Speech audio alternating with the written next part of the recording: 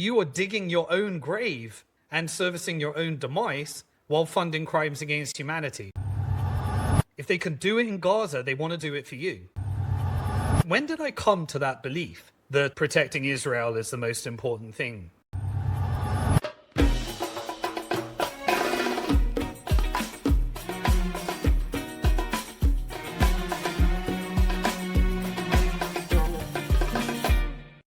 Welcome to our listeners and viewers from around the world to the Enlightenment Podcast. As you know, we're dedicated to bringing you information, guests, insight, and context on Palestine that legacy media doesn't always provide, while also celebrating Palestine's rich traditions, culture, and heritage.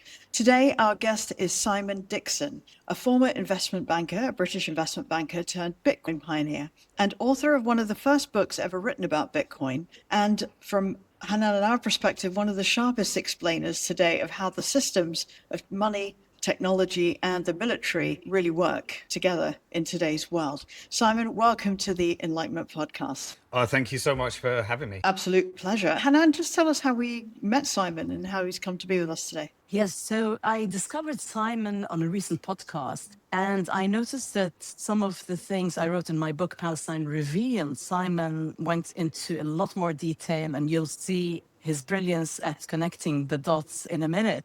But Elon, and welcome, Simon. Thank you. Yeah. Pleasure. So let's dive in. You've spent years on the inside. You're a city trader, an investment banker. But when did you realize and start to notice that the system wasn't failing by accident and that it was working exactly as designed? And what did you see that you couldn't unsee? Yeah, lovely question. My journey started 26 years ago. It was the dot-com boom and bust. In that time, there was a ginormous pump up in the market from Silicon Valley funding technology companies. And my father, for his sins, made quite a lot of money in gambling. And once he retired, he took that habit over, guessed that the internet was going to be a big thing. He was right, but on the timing, he was wrong. And sadly, he lost everything he'd worked his entire life for because he gambled everything in the stock market on the internet and it crashed. And when he lost all his money, it was a very traumatizing time of our life. I was 19 years old.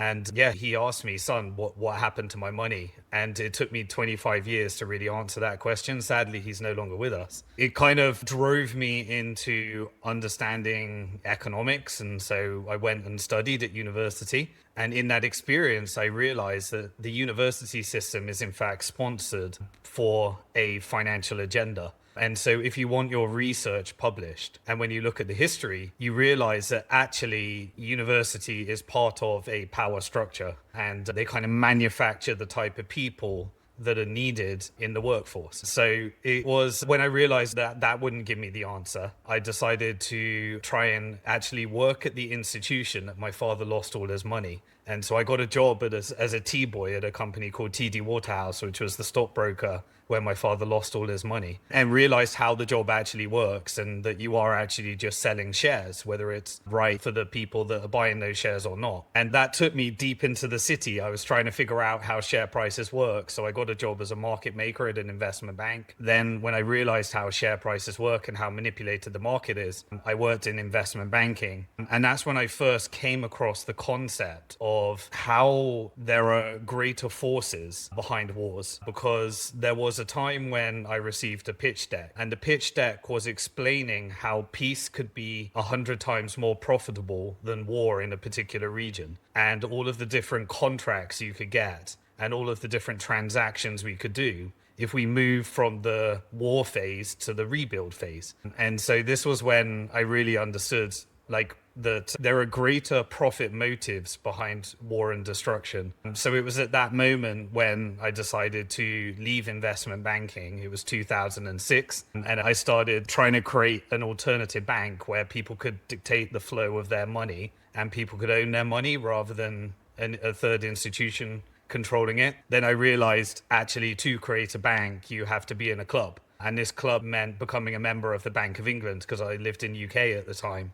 And that club wasn't open to people like me that wanted to do the things that I wanted to do. And I co-founded it with my wife. And we weren't the type of people that they wanted to give a banking license to. And at this stage, the financial system was preparing for the global financial crisis, and I got involved in banking reform and realized that actually even these charities, not-for-profits, reform movements, they're all actually tools in a greater construct and of power and power dynamics. So it was at this stage when we lost all our money, we were completely broke. I had a lot of the answers, didn't have all the answers. And we realized that this is when I found Bitcoin. It was about $3. It was a activist movement of maybe about 50 to 100 people. And it was then when things kind of really started to change. We were early investors in Bitcoin and pivoted the company to helping Bitcoin companies raise finance. We've now sold the operating size of that company. So that kind of took me on this journey. But I'd say now I finally have the answer to my father, but my father's no longer here to hear the answer. But I believe he is in a place where he can understand the answer. And that's my lifetime work. And that took me around understanding Palestine and really the power dynamics of the world, and actually how pivotal the Palestinian cause in the center of the world is actually a much, much wider geopolitical that touches upon the greatest of power dynamics that exist in the entire world. Yeah. That's something we try to impress upon people on this podcast, that what happens in Palestine is not staying in Palestine. Simon, I'm a novelist and a filmmaker, and I love these moments of transformation when a character kind of sees something for the first time. Often that's compressed unnaturally in stories. But was there an emotional moment for you? Because you described a lot from your father's passing all the way to where you are now.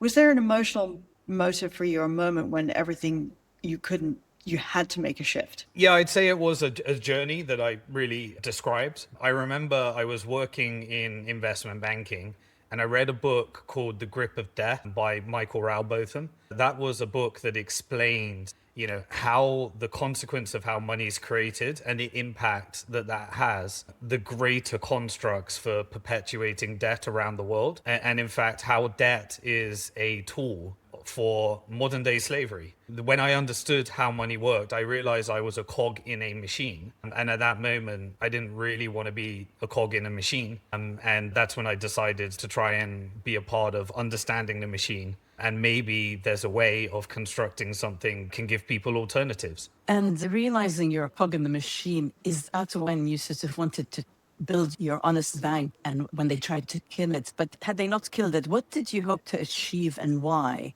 And why do you think they really blocked it, besides that you're not the right people for it? Were they scared of what you were trying to achieve with your wife? Yeah.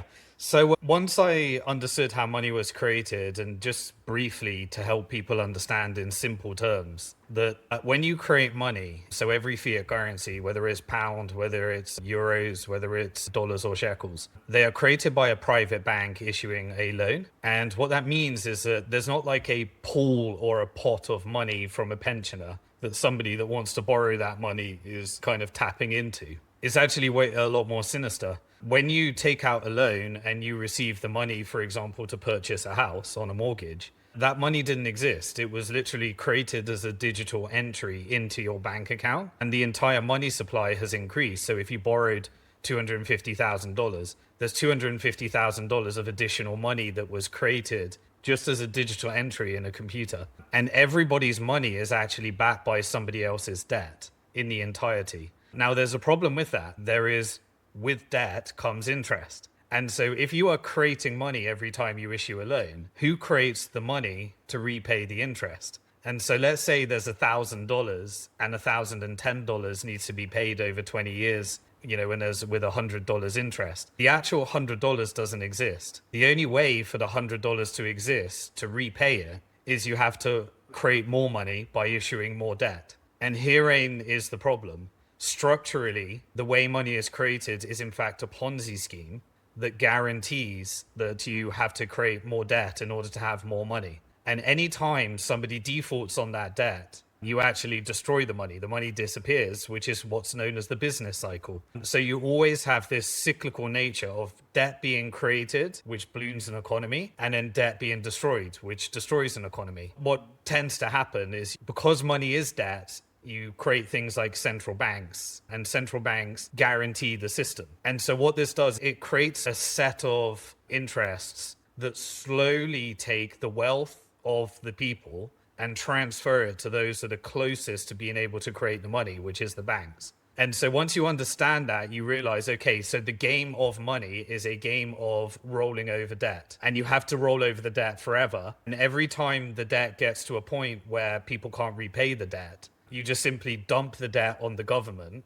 socialize the losses, and you guarantee the banks. And so what we've seen with every crisis and with every war, you're just in the game of rolling over debt. So we think of war as something that is bad for an economy. But in fact, it is simply a mechanism for getting the government to create more debt. And you burden the country with that debt, and you take that money and you spend it into the military company, whether it be Lockheed Martin, General Dynamic, Raytheon, Albert System, BAE Systems. And this actually stimulates the economy, but it helps the shareholders. So what are you actually doing when you look at this overall? You're using war as a tool to dump debt on the average person and transfer that wealth over to those that own the assets and the stocks. And the construct of how money is created structurally is built that way. And then once you understand that, you realize, okay, so war is just a tool, war is just a vehicle, and war is profitable,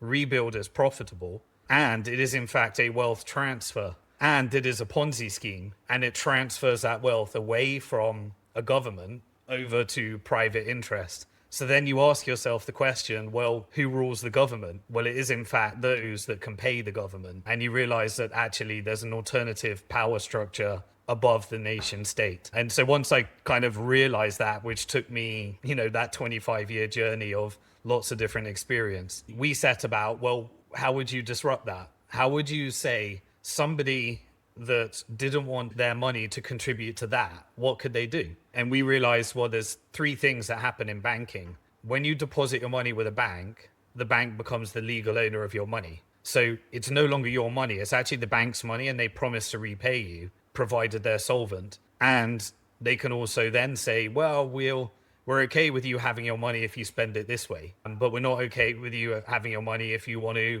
support starving children in Gaza. We are okay for you to spend your money to support a lobby in Israel, but we're not okay for you to spend that way. And so you realize that there is inherent politics of the politicization of your money. So then once they own it, they can spend it. And so in the background, they're actually funding governments, which are funding wars. And so you realize you're so disconnected from your money that if you actually were to look at the money that you gave them, that they now spend for you, is actually funding things that you would be horrified. They may be funding a hedge fund that is betting against your retirement fund. And that's being used with your money that's doing that. And it's because of that, so first they own your money, then they can spend your money, and then they control the money supply. And so if you control the supply, as you increase that money, it creates inflation. And inflation means that everything gets more expensive for everyone. And so this is the wealth transfer mechanism. The money supply is simply how much money can banks lend without it being destroyed. And so banks are actually the creators of money. In the central bank, they create about 3% of it. 97% of it is created by the private banking sector. Now, if you can create money for free and you can dictate the flow of it, then you are the ultimate power if everything's dictated by money. You can buy politicians, you can buy political power, you can buy lobbies, you can buy religious institutions, you can buy universities and colleges and set the syllabus. You can create non-governmental organizations and think tanks in order to set policy that creates studies and polls that shape the meaning. You can buy the media, you can buy technology companies, you can buy the military companies, you can buy food suppliers, farms, pharmaceuticals. And once you understand that, the whole world starts to make sense. And so getting back to that question, we realized that could we create a bank where people own their money? And the answer was only if you have a bank account with the Bank of England. And so we went to the Bank of England and said, can we get a bank account with the Bank of England? And they said, well, no, there's only 4 banks that have a bank account with the Bank of England. And so what you need to do is you need to get a bank account with them, and then you can build your bank on top of their bank. And so I was like, okay, but that means that any deposits of our customers goes to them, and then they are funding all those things that we don't want to fund. And we also said, and you have to, firstly, to qualify to get a bank account with them, you have to deposit at least 60 million to progress with this application. And then you have to adhere to our policy of sanctions and surveillance and know your customer regulations and travel rules. So the customer can't decide where they spend their money. It's not like cash. You have to surveil the money and you have to report to us any transactions that you think we should know about. And if you don't do it, you go to prison. I'm like, okay, so that's the second rule. And then I said, can we just have it where we don't create money? We don't want to issue loan. We just want to allow people to use their assets as collateral. And they said, no, because if anybody took their money into yours, then the entire system would collapse, because we need banks to create money once you understand the construct. And so it was then when I realized, no, this isn't a genuine process. This is a power structure that is protected and enforced by regulations. And so therefore we never had a chance. But they were more than happy to string us along, spend all our money, spend all our savings, drain all our money. And by the end of it, we were deep in debt and a slave to the system, because that's what the system is designed to do. You either go in two directions. You join the system, or you get controlled by the system. And those are the two paths. You know, they don't want a third path where you exit the system, you boycott, you divest. You're able to sanction through your own monetary power. They need you to be either rich, powerful, and co-opted into the system, or they want you a slave to the system, deep in debt, where you have no power. And within that system, you could not find a way to make an ethical bank work in the way that you wanted it to, basically. No, and you can imagine why when we were broke, and my wife said, I was writing a book called Bank to the Future, Protect Your Future Before Governments Go Bust, to explain this stuff. And sometimes in life, just the right things happen. I decided to write a book, and somebody that was the banking reform presentation that I gave at the time told me about Bitcoin. Now, I don't want this to be about Bitcoin. I'm not saying whether you should invest in Bitcoin or anything like that. I'm just saying that when we found Bitcoin, we were broke, and we realized that Bitcoin did three things. It allowed you to own your own money without a bank. It allowed you to spend it without government. And it was maths and code that created a fixed supply that meant it was like digital gold. There's only ever going to be 21 million. So you can imagine, while the world, if they encountered that at that time, when it had crashed from $30 to $3 and 90% crash, it was a bunch of crazy anarchists that we were invited to, like, I can only call a crack den, in order to meet some of the developers that were contributing to this thing. So when we saw that, we saw, oh, right, that was what we needed to create a bank outside the system. That's how we saw it. And so we realized at that moment, there is no way to change this system, because everyone involved in changing the system is controlled by the very financial industrial complex that I talk about. And so the only way to do it is the same way: boycott, divest, sanction, exit. And so I realized that the only way out is to take your money and exit it out of the system. And the only way I knew to do that after failing to create a bank was through some of these alternative systems that were created. That makes total sense. And that was my question about Bitcoin, but you answered with Simon. Also, if you can explain it in easy to understand for lay people, if you like Shamim and myself. I've heard you talk about profits are privatized and losses are socialized. And you also talk about the K-shaped economy and how the rich get richer while everyone else is intentionally made to drown in debts. As you said earlier, debt slaves. Can you just explain that to our audience so they can see how you've connected those dots as well? Yeah, absolutely. So if you imagine a K-shaped economy, if you take a K, you can imagine like two axes going in two different directions. And if the K gets longer and longer, there's, people are getting either one of these two different directions. And the middle is just getting bigger, further and further apart as you go further down the K. So a K-shaped economy is where if you continue the economy under the existing growth, the engine that led to the growth, then one set of people go further and further down the K, and another set of people go further and further up the K. Now, combine that with what I just said, there are two types of people they want. They want those that are co-opted into the system, that have a vested interest because they go further up the K, if they preserve the status quo. And, an example, putting that into Palestine-Israel terms, many people were watching the genocide and ideologically or at home in secret, seeing what was happening to the Palestinians, and knowing in your soul that what is happening is horrific. But to speak out against it at work may mean that you lose your job, or you lose your bank account, or you lose your license,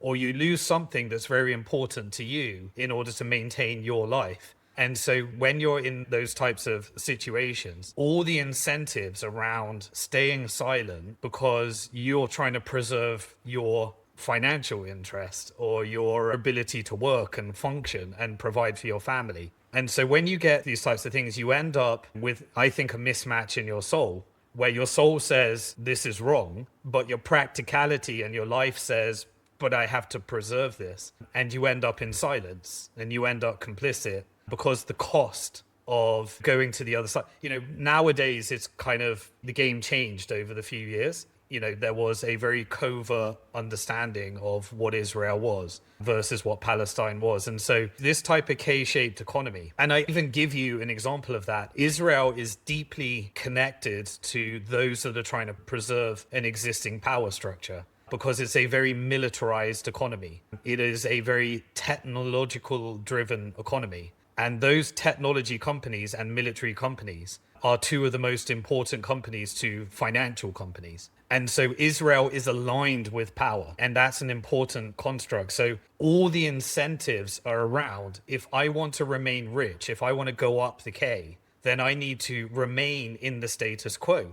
I need to be silent. I need to be complicit. Now, what happens to those that go further down the K? In some cases, you get expelled and debanked. In other cases, you lose your job. In other cases, you get, called anti-Semitic, which is like a horrible thing to be associated with. You don't want to think you hate a whole group of people just because of their religion. Now people understand these weapons and these tools, but it was a very powerful tool at one point. And what happens? You go broker, then you need to supplement your income with credit card debt. And what happens as you go further and further down? What you'll notice is the interest rate for those that create money at the top of the K-shaped economy, the banks, is in fact zero. In fact, it's negative. They get to create money. They create money. Like, what interest rate is that? It's like, it's a pot of gold. On the very bottom of this cycle, you have payday loans where you can't afford next month, so you have to pay an exorbitant interest rate in order to borrow. Or you have credit card debt where you're paying like 17 to 25% to supplement your income. At the very worst,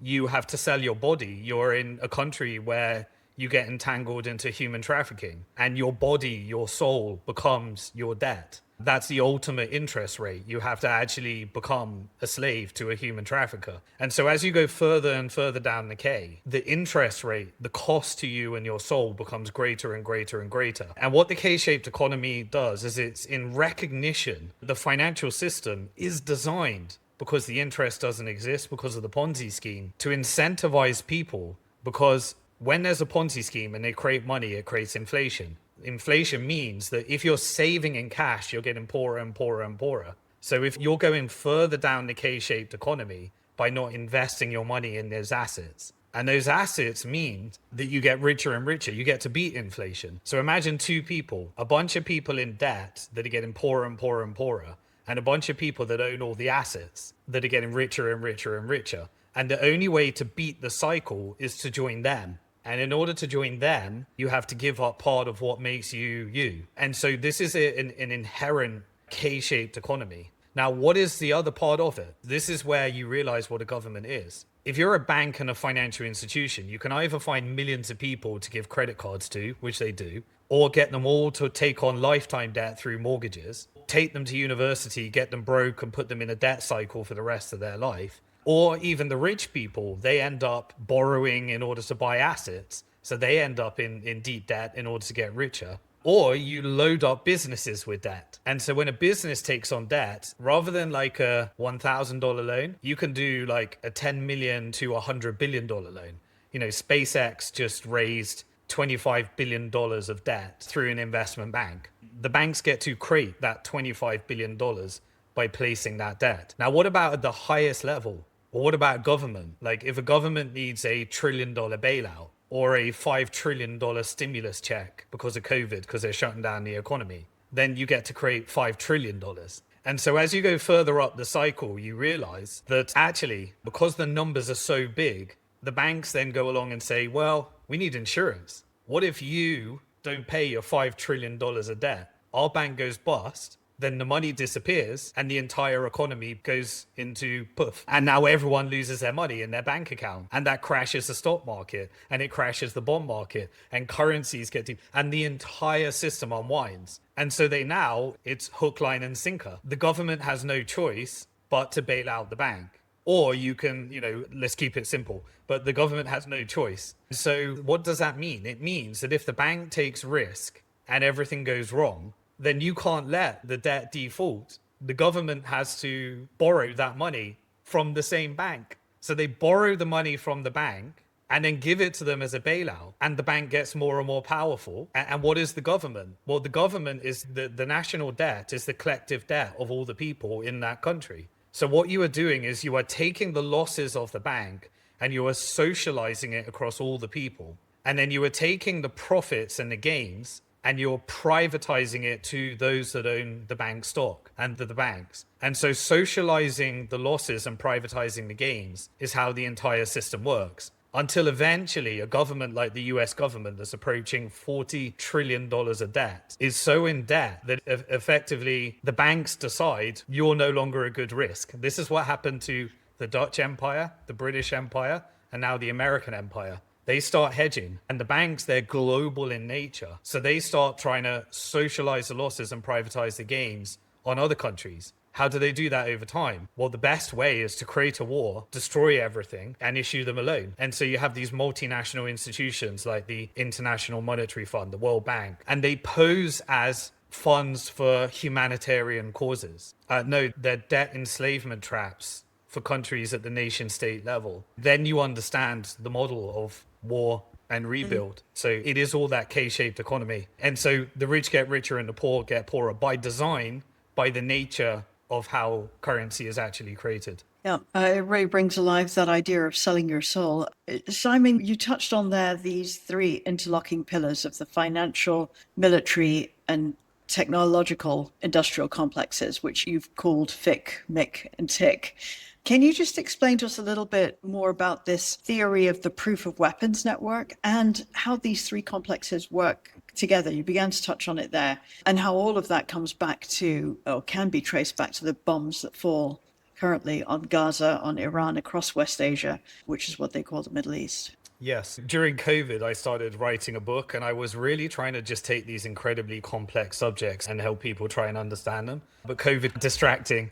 And then I was involved in a bankruptcy with one of the companies I invested in. I found out later that it was deeply connected to the Israeli government that I didn't know. But it led to like one of the biggest crashes in the Bitcoin market. And so I was involved in a bankruptcy for about 2 years after that. Then my father passed away and I was kind of distracted, but I'm just getting back to writing that book right now. And I talked about these interlocking complexes because people try and figure out who really rules the world. Some people believe Israel rules the world. Other people believe like families like the Rothschilds rule the world. Other people believe like the City of London and the Crown and the monarchy and, or the Illuminati or whatever.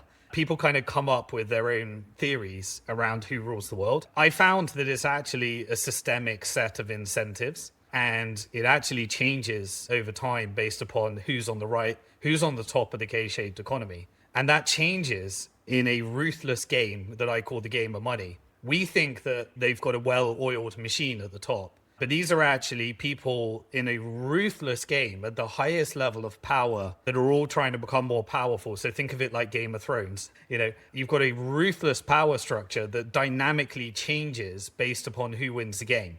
But there are constructs that are put in place where one person can't destroy the whole board, mess up the whole game. And so if someone gets too powerful, and I call these complexes. Now, we're very familiar with the military industrial complex. This is the concept of a set of American companies that came post-World War II, when America had a really big manufacturing base. And it became obvious that the growth of the American economy was based upon manufacturing military equipment and entering into a Cold War. And that Cold War allowed them to actually create an incredible amount of GDP that created an incredible amount of growth that created the highest performing stock market in the world. And that was a set of companies that were privatized onto the US stock market, like Lockheed Martin, like General Dynamic, like Raytheon. If you put that in modern terms, you have also technology companies that are part of that complex that I call the technical industrial complex.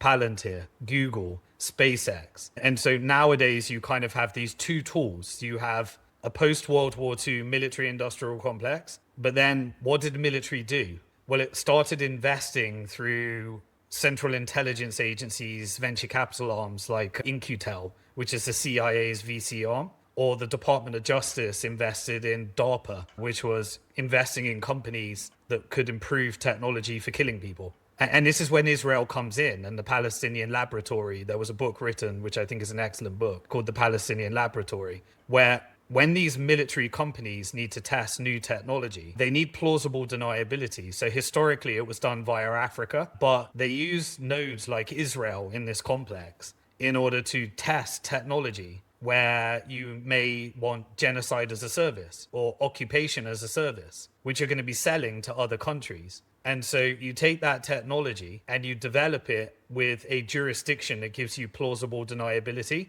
where the crimes can't come back to the underlying company that actually profits from that. And then they have laboratories where they can test this technology, which is Palestine, the most surveilled state, the most subordinate state, where there is a captive audience of people with a self-interest around land and real estate acquisition, rebuild contracts when it's massive war, or testing the technology when you can maintain an occupation. And so some of the most brutal, it's kind of like a laboratory like that. But where does the profits actually ultimately go back to? Well, it's actually a very elaborate money laundering scheme. Remember that I said the banks create the money, they dump the debt on the government then spends that money through defense contracts, and they say, we support Israel. So they send the money to Israel, and then Israel then spends it into the Israeli military stocks like Al-Bayt Systems, British stocks like BAE Systems, and American stocks like Lockheed Martin, General Dynamic, Raytheon. What are you doing? You're socializing the losses and privatizing the gains, dumping the cost on the American people. It creates inflation, which then dumps the cost globally, socializing the losses, sending the money to Israel, and then it pumps up the price of those stocks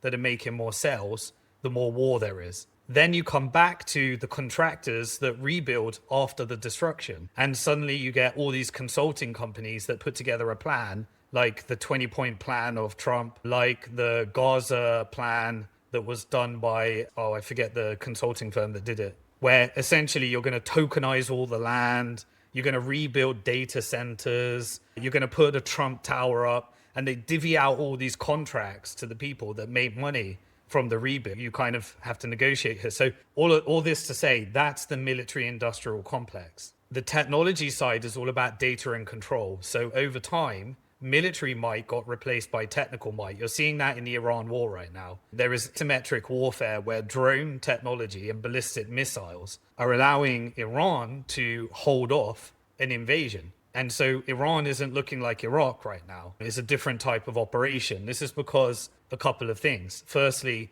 an alignment between Iran and China and an alternative military industrial complex. And they're able to resist against the Western American military industrial complex. But they also have technology for control, intelligence, social credit scores, social media platforms, data, currencies, digitizing currencies, central bank digital currencies, stable coins. All of these different types of technology is a recognition that technology has changed the world. And so the covert operations of the military are now the covert operations of the technology. You can manufacture civil unrest through algorithm. You can control somebody through the control of data. You can push narratives that radicalizes people through social media by taking the most extreme thoughts that they have and feeding them more and more content that makes them believe their worldview is correct.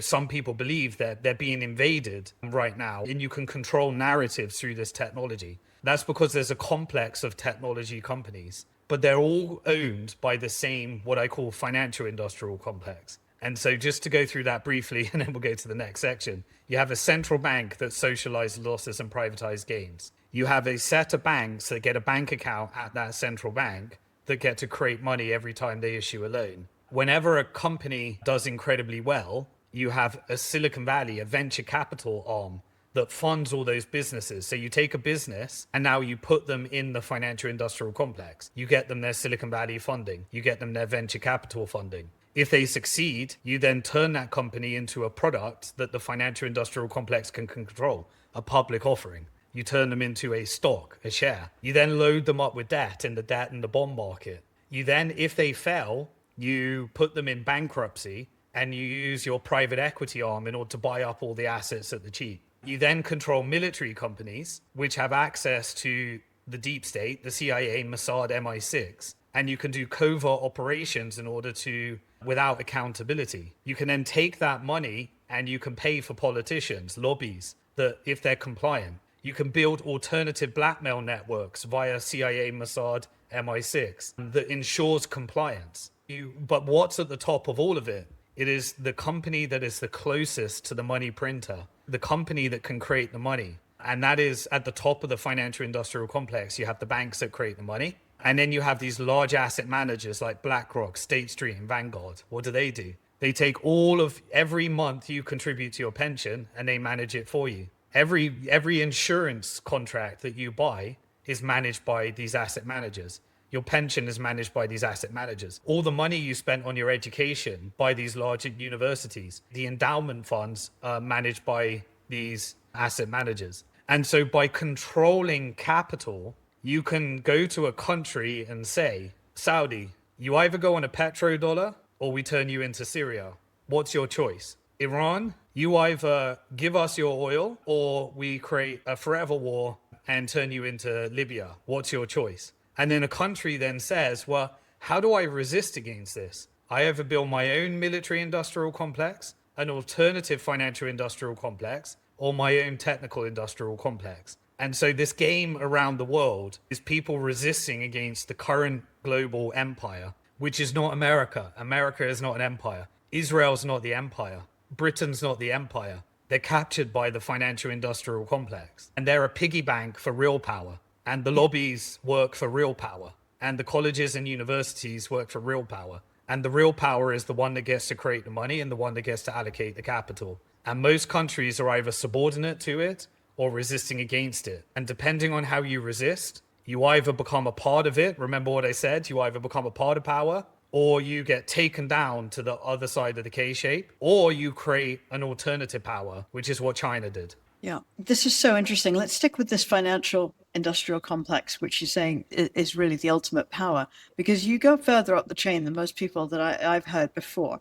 Can you talk a little bit more about these banking dynasties, about particularly the private intelligence networks, the Epstein class, and how all of these things link back, which is something Hanan sort of did very beautifully in her book, Palestine Revealed, how all of that links back to what's happening in Palestine and West Asia right now? Yeah, so imagine you're a financial industrial complex. Let's do a little bit of history here. When did this get created? Well, the constructs were created by the Dutch Empire in the 16th, 17th century. It created three things. It created the first central bank that socializes losses and privatized gains. It created the Dutch East India Company and the private company, which was a ginormous company to receive the privatized gains through colonial exploits, colonialism, the securitization, as it were, of exploits that were funded by the government. So it created the private company, it created the stock and bond market, and it created the central bank.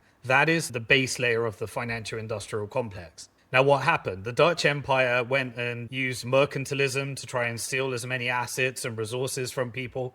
Here's the interesting game. They print currency that's going to be worth less.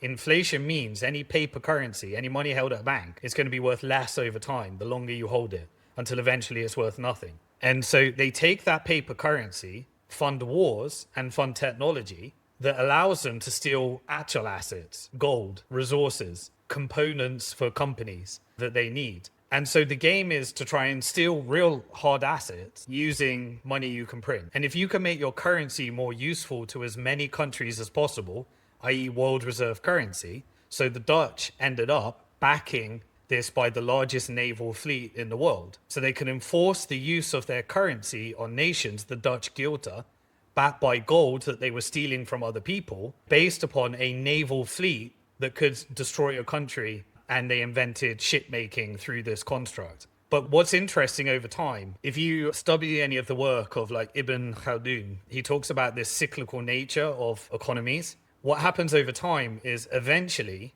you take your economy and you get richer and richer and richer, and people get lazier and lazier and lazier because they're just preserving their wealth. And the economy gets more and more exploitative because there's a Ponzi scheme. And eventually the bottom side of the K means that there's no one left to work, or everyone's dissatisfied, or there's civil unrest or a civil war, because eventually the K-shaped economy implodes on itself.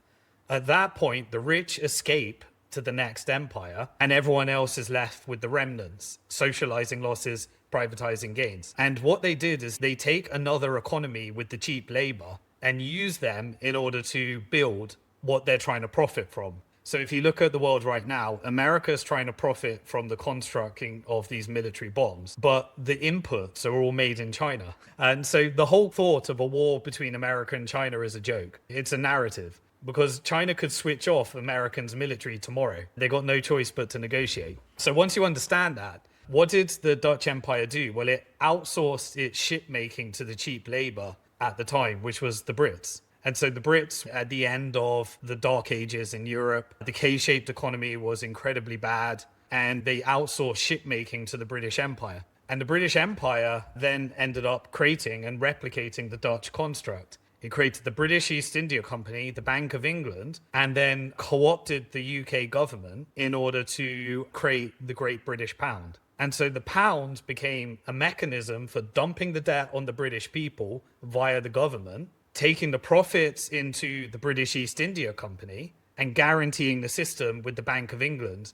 that was creating the pounds. So the whole process replicated itself, and they managed to create world reserve currency by stealing all the gold. So they would go and invade a country in Africa, they would inflate away their currency and exchange it for gold, and then take people and build the transatlantic slave trade and get the people to build in their country. And, pretend, for example, when they invaded India, that they're exporting tea. But the tea was actually laced with drugs and opium, so that they could wage opium wars in China and get the population addicted to China so they could steal all the silver.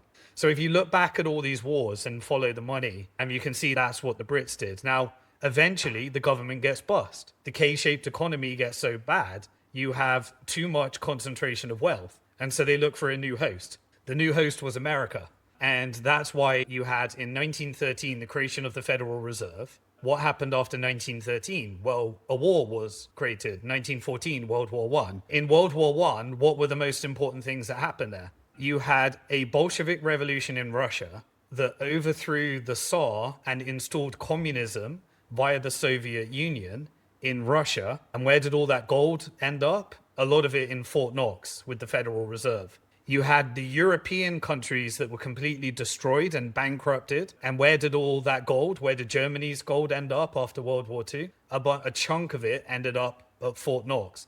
What about the British gold? The Bank of England and the Federal Reserve is where most of that gold ended up. Now, if you think about this time, there was an industrial revolution. We had a couple of industrial revolutions, and the most important component behind the industrial revolution was energy and oil. So who had all the oil? Well, it was in the center of the world. It was in Russia, and there was some in America that was discovered later. But in order to fund the Industrial Revolution, you needed to get all the oil from what was called West Asia at the time, that is now called the Middle East. And so you had Sykes-Picot, you split the Middle East up into divide and conquer.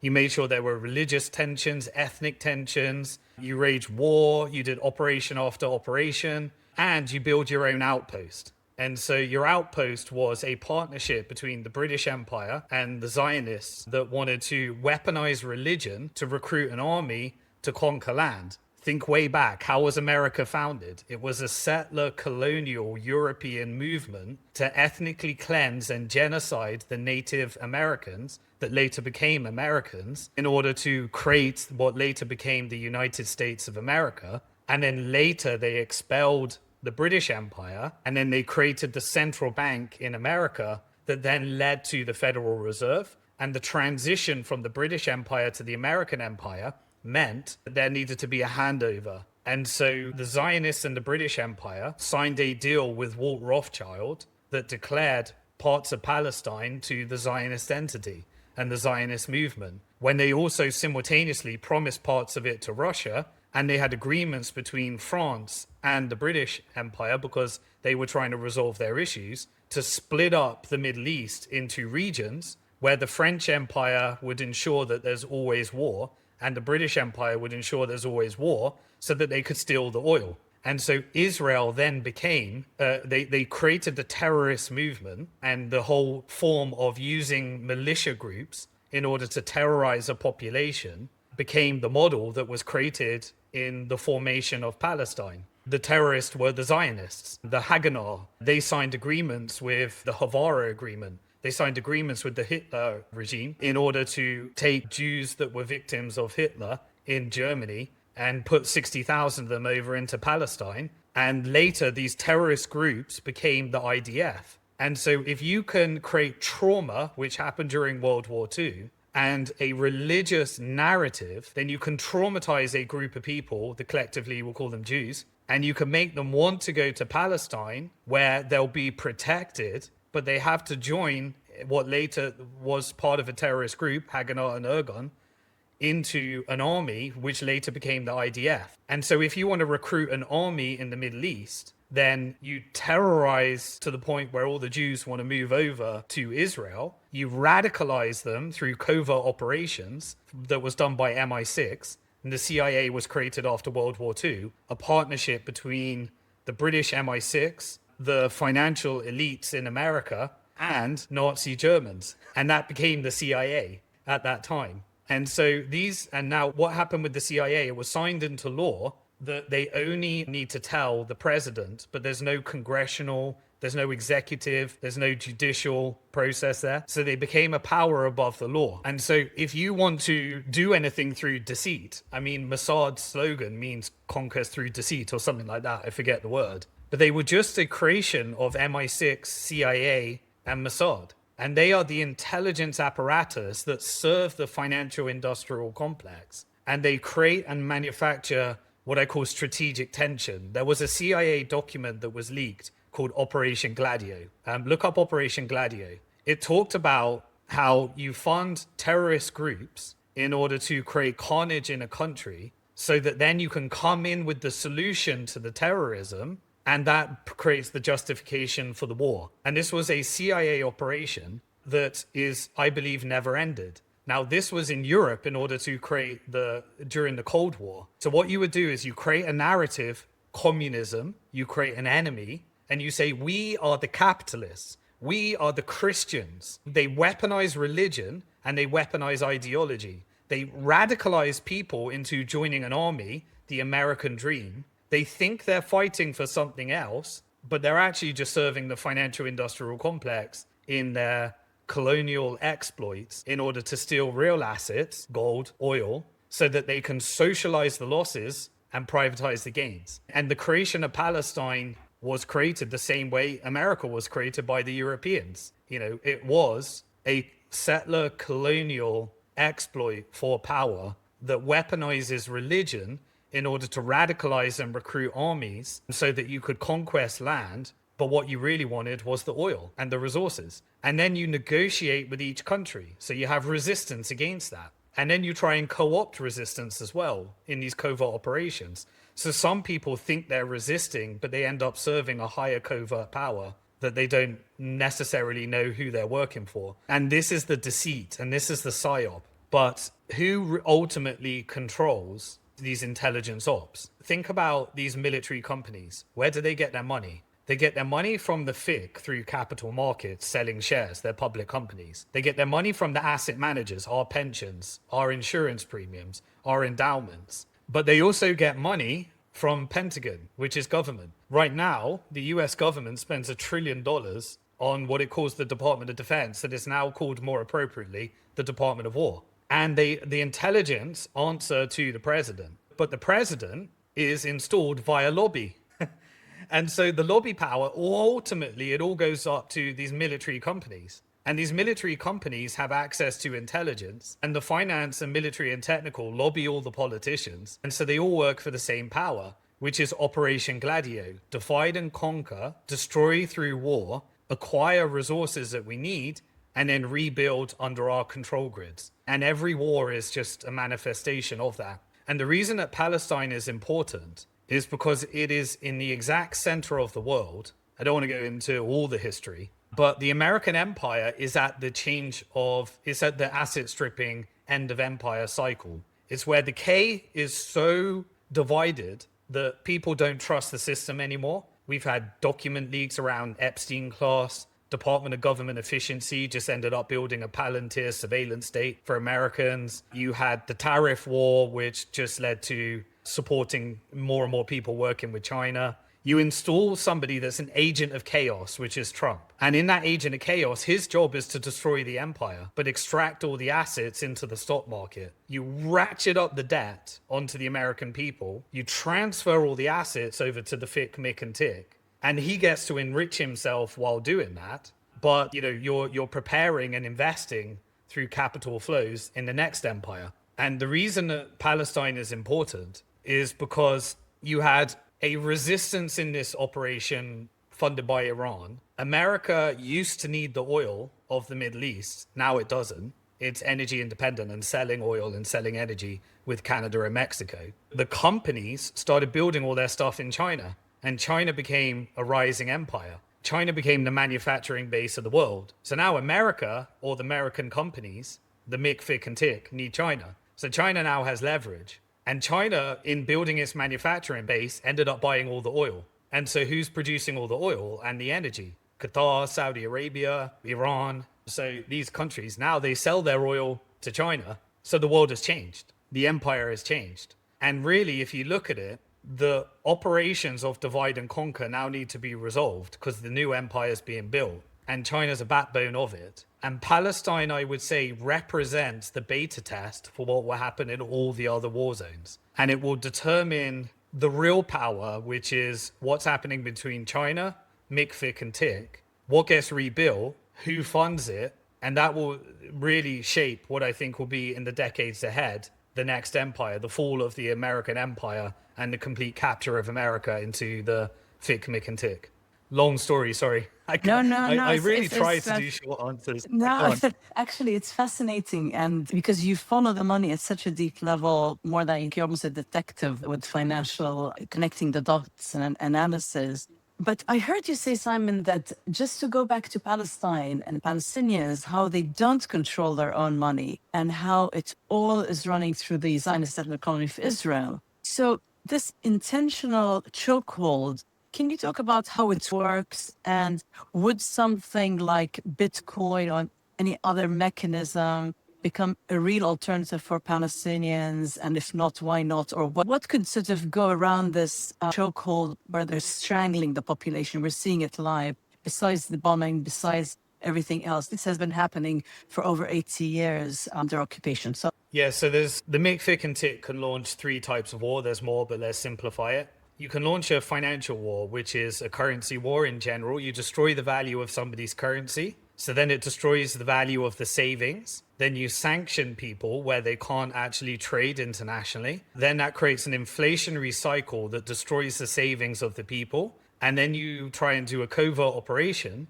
in order to try and create an uprising based upon people's dissatisfaction of their financial situation. You strangle the economy, and then you weaponize that into a military war. And then the military war leads to a regime change or a change of leadership. You install your own puppet government that then agrees to transfer the assets over to the Mick, Fick, and Tick. And then part of the new war is then install your own data centers, surveil the people, and collect all the data through social media, Starlink, Palantir, and all these different technologies. So that's the perfect arc of the most profitable business model for the Fick, Mick, and Tick. Military can do wars of aggression. They can form either 2 models. One is you try and destroy a country into debt servitude. So you destroy it and you load it up with debt. And then you occupy its resources. Iraq went through that. Syria went through that. Lebanon went through that. You can do covert civil wars. Libya went through that, and Sudan went through that. And so you can do these types of things. The other is the forever war model, which is where you just profit for war. That's Afghanistan. That's the Cold War. So in Afghanistan, it was a 20-year war, right? And everyone said, so you spent $2 trillion to replace the Taliban with the Taliban. And that's correct. But actually, there was a Taliban that was resisting against the opium trade that now has a Taliban that supports the opium trade. That was the change. And the $2 trillion, the goal wasn't to win the war. The goal was to spend the $2 trillion because that went to military and defense contractors and the debt was burdened upon the American people. So now you got $40 trillion of debt. That's the product. The product's not to win in a forever war model. The product is just to spend the money, launder it back, and then potentially you can get a regime change where you end up with the Taliban that's fighting drug trade to Taliban that's supporting drug trade. And remember how I talked about the covert operations, CIA, Mossad, MI6. They fund themselves through a little bit of budget from Pentagon and governments, but most of their funding is through black op trades. So they're funded through drug trafficking, human trafficking, sex trafficking, weapons trafficking, and they have banks that sit outside jurisdiction in Vatican, City of London, Switzerland, Bank for International Settlements. The CIA declassified some of these banks that were taken out in these covert ops. But the reason these trades happen is because the intelligence is a supporter in partnership with the local mafias and the local governments. And then it goes all the way down to the local drug dealer at the bottom of the chain. But no one's trying to take out these operations. These operations are structurally how you fund the deep state, which sits above the nation state, that supports the military industrial complex that is owned by the financial industrial complex when you go all the way down those chains. Yeah, so then you have the technical wars, right? Which is surveillance, data, control of currency. So the most subordinate country in the world right now is Palestine. The reason is because the FIC took out the Palestinian Central Bank. And the Palestinian Central Bank still exists, but if you want a banking license, if you want to create a bank in Palestine, you have to get permission from the Israeli Central Bank. And they're only issuing licenses to Israel's banks. Now, what did Israel do when it invaded recently both Lebanon and Palestine? One of the first things it did is it destroyed the banks. It destroyed the ATM infrastructure, so you couldn't get cash. It destroyed the money changers within Palestine, which is a form of, if you can't get access to finance, it is a famine and it is a genocide in itself when the entire economy and eating relies upon financial transactions. So it's a civilian target. It's a genocide by nature. And they did that in Lebanon as well. There was a bank where, do you remember the Lebanese bank blew up and there was all the corruption and it was loaded up with IMF debt and no one could access their banks? Well, a bank was created that allowed the Lebanese people to take their jewelry and get an interest-free Islamic loan by using their jewelry as the collateral. So if they don't repay the loan, then they keep the jewelry. And that was supported by Hezbollah in its creation.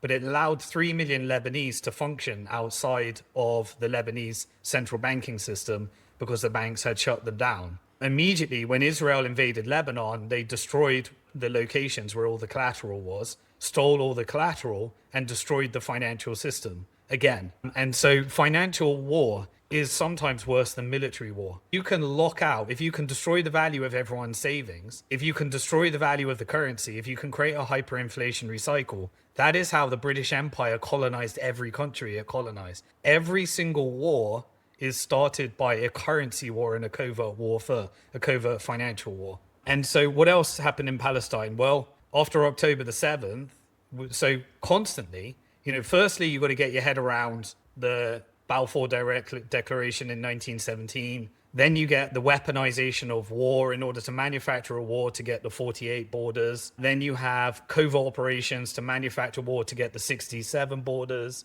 And then you have an event like October the 7th. That event, you can have whatever idea you want. Military power will weaponize an event like that to do what they did next. And so they destroyed the entire infrastructure of Gaza in order to make it unlivable and ready for rebuild contracts. And they say they'll create a narrative that we're taking out terrorists, we're protecting Jews. It's all BS. That is public consumption narrative to make what is actually happening acceptable and to radicalize people into justifying the unjustifiable. And you are useful idiots for power if you still believe it. If you believe that at this stage, you are working for free for the financial industrial complex to commit crimes against humanity, where the bill is being socialized on you so that they can gain more power with your money. And you are serving that power in creating new technology to kill people. And guess what's happening with the technology that was beta tested in Palestine? It's coming home. It's coming to America. It's being weaponized right now under the guise of border security in order to build a police and surveillance state across Europe, across UK, across America.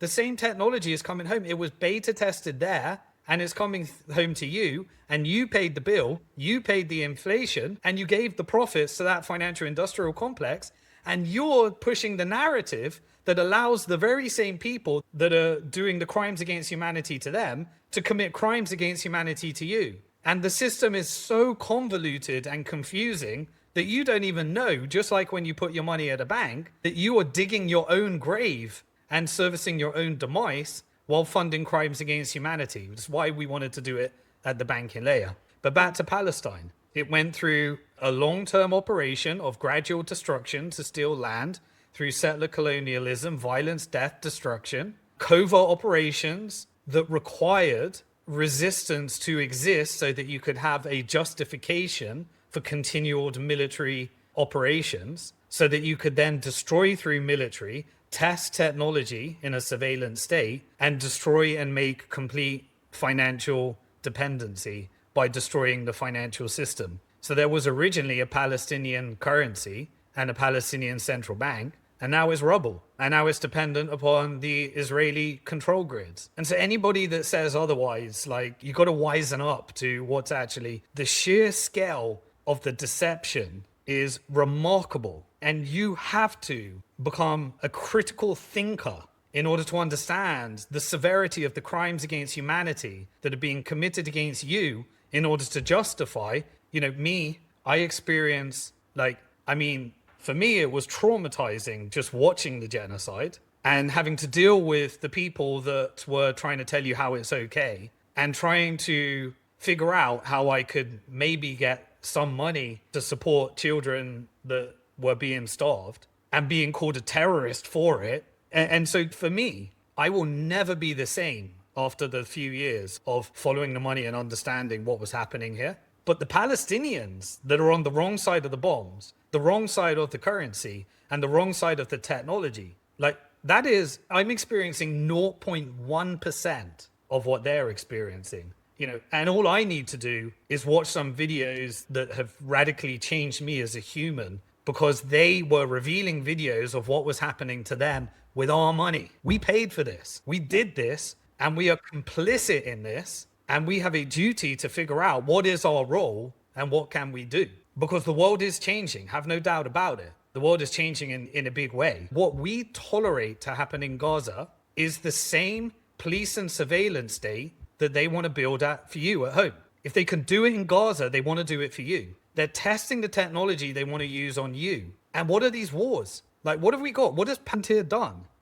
Palantir was funded by the CIA in Qtel from the PayPal mafia, where Elon Musk and Peter Thiel and David Sachs and everyone around the Trump administration created the technology for surveilling people's money called PayPal and spun it out through CIA funding and in Qtel into Palantir. And that technology is the same technology that's being used in the UK, in the National Health Service, in the Department of Defense, in social credit scores across Europe, in border security across America. You think this border security, you think they don't have the ability to manipulate immigration in order to create a police and surveillance state? You think it's a coincidence that they're able to create a war zone and then flood a country with immigrants that never wanted to leave their country, and then radicalize some people, put them in prison, torture them, to where they end up serving the CIA, MI6, and Mossad in these drug trafficking, human trafficking, weapons trafficking operations, because you put them in poverty. And then they come into your country.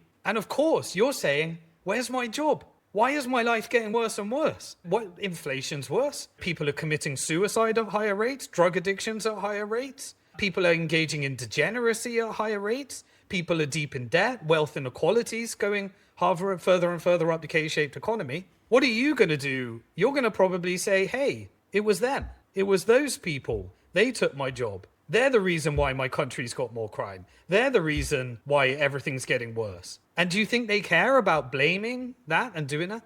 And then they'll call you a radical left. And if you're on the other side and you're like, what the hell is going on in my life? It must be those brown people. You're then called a far right racist. What are they doing? This is divide and conquer operations. This is radicalize the people into the extremes so that you can then feed them more and more social media videos that takes their worldview and makes them more and more radical. And so you can do a divide and conquer operation. But what's the end result? The same result in Palestine. A financial control grid, a technical control grid, and covert military operations. In America, it is the highest population of incarcerations anywhere in the world. Why? Because the prison system is privatized. ICE are a private army in America that work for the military industrial complex. And they're using technology that they tested around the world in order to open the borders, then close the borders, then create violence, then radicalize people. And guess what? Put them in prison.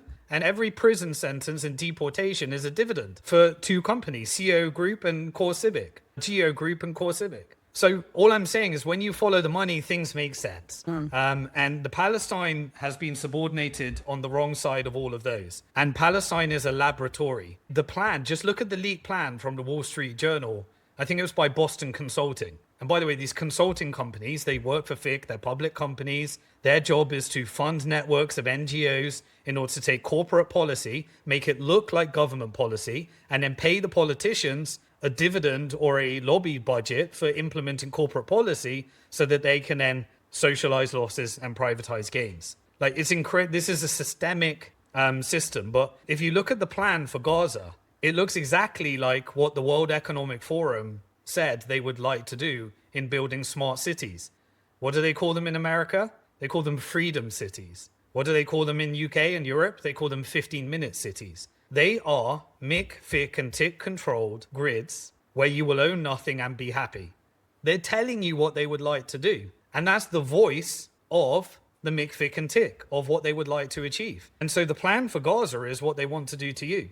So are we going to tolerate it? How do we resist? Well, some people think we need to vote our way out of this. I say, ain't going to work. Because whoever you vote in figures out how the system works. And once they figure out how the system works, they either get covertly removed if they don't service power, or they get co-opted through blackmail operations, or they get financially funded and incentivized to be corrupted. And the higher you want to go, the more corrupt and compromised you have to be. If you want to be the president, then you need to be in blackmail networks. Quite frankly, they protect their power. How does the mafia work? The mafia says if you want to be in the mafia, go kill somebody, get a tattoo, and demonstrate that you're willing to work for this power structure. And then we need compromise on you. Because your job is to be useful to power, and our job is to preserve that power structure. And if you don't service the power, you don't progress politically. So your vote is captured. Your vote is a mechanism for making you think that this is a democracy, that your vote matters.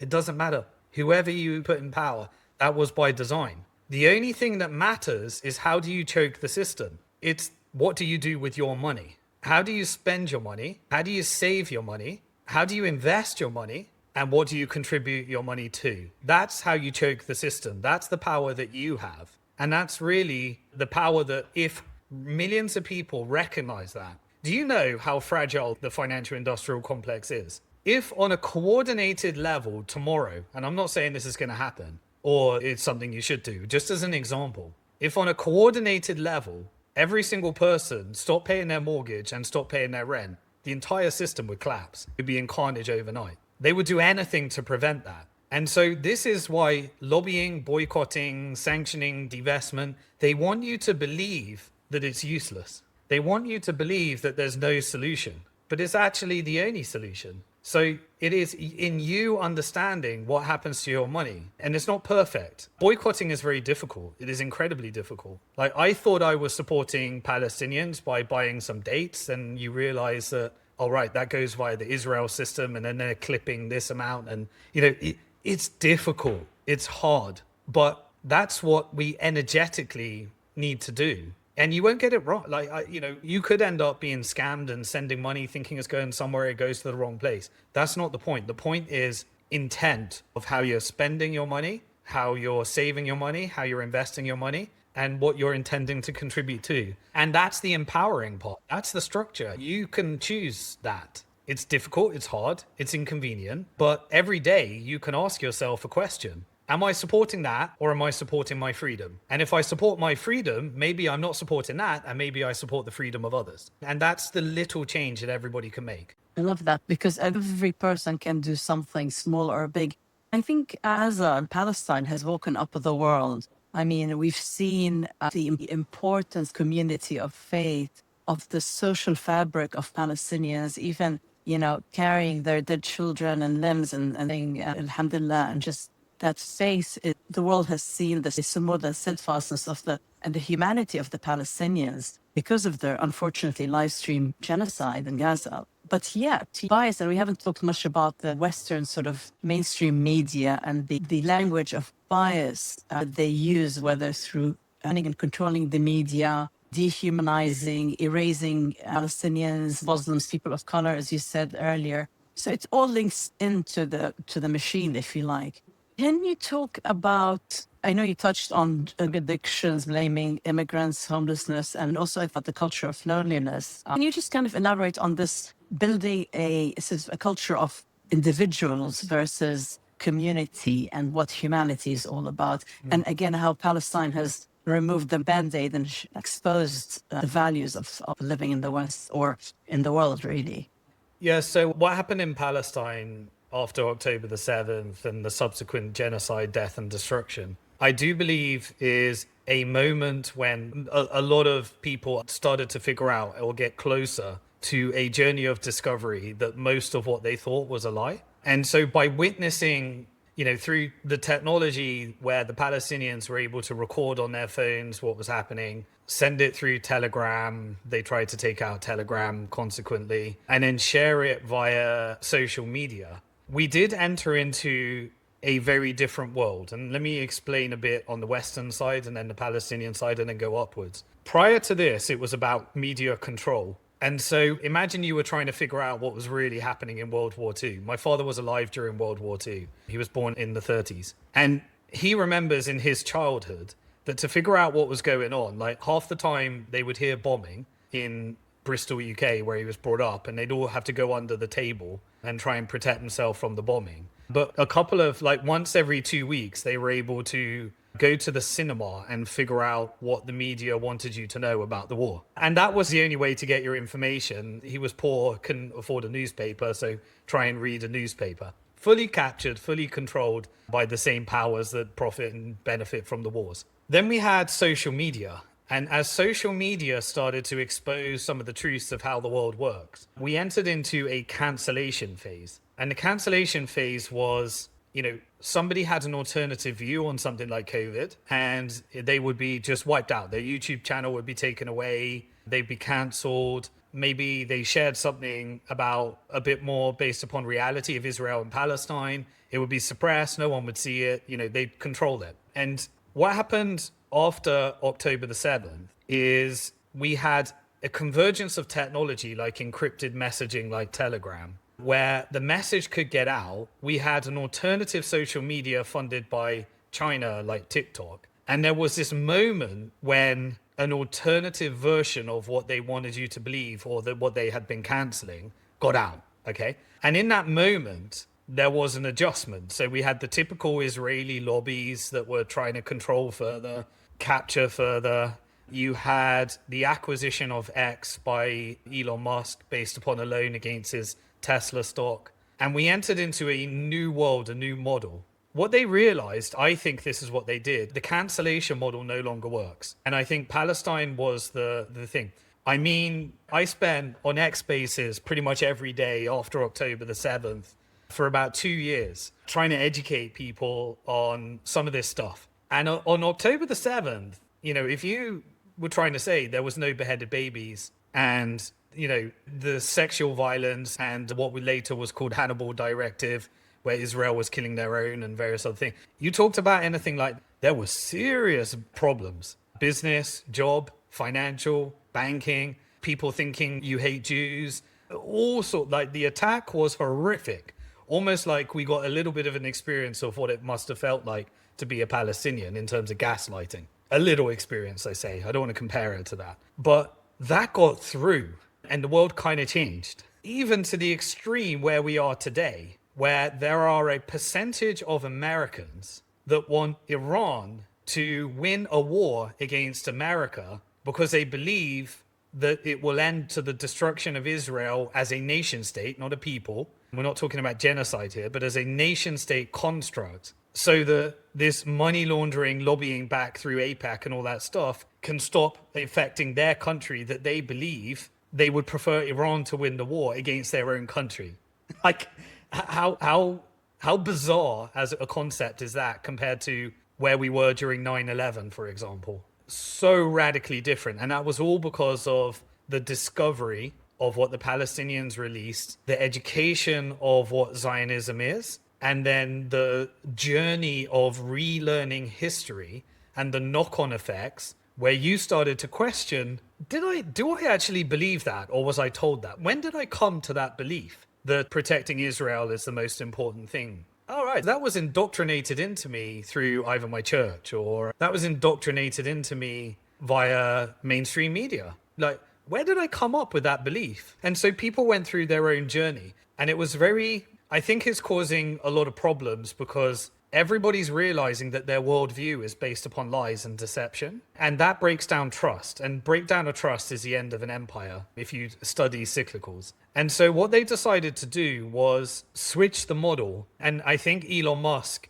explained it best when he acquired X and Twitter and changed it to X. He said, we're going to create a censorship resistance platform where you get freedom of speech, but not freedom of reach. Think through that for a second. We'll allow you to say anything you want. And we've got the technology to build a social credit score around your real beliefs. So say everything you need to say. We're not going to censor you. We don't want to hide your voice, but we won't platform you. We won't give you reach unless you say the things that we want you to say. So then you put out a post and it gets 0 views. You put out a post and it gets 1,000 views. You change your language and you get 10,000 views. You say something completely different and you get 100,000 views. You say something you don't even believe in and you get 1 million views, and you get financially rewarded for it. That's an incredibly sophisticated way of stop censoring, allow everyone to say what they believe, and then we'll weaponize that data to put them in a box that builds their social credit score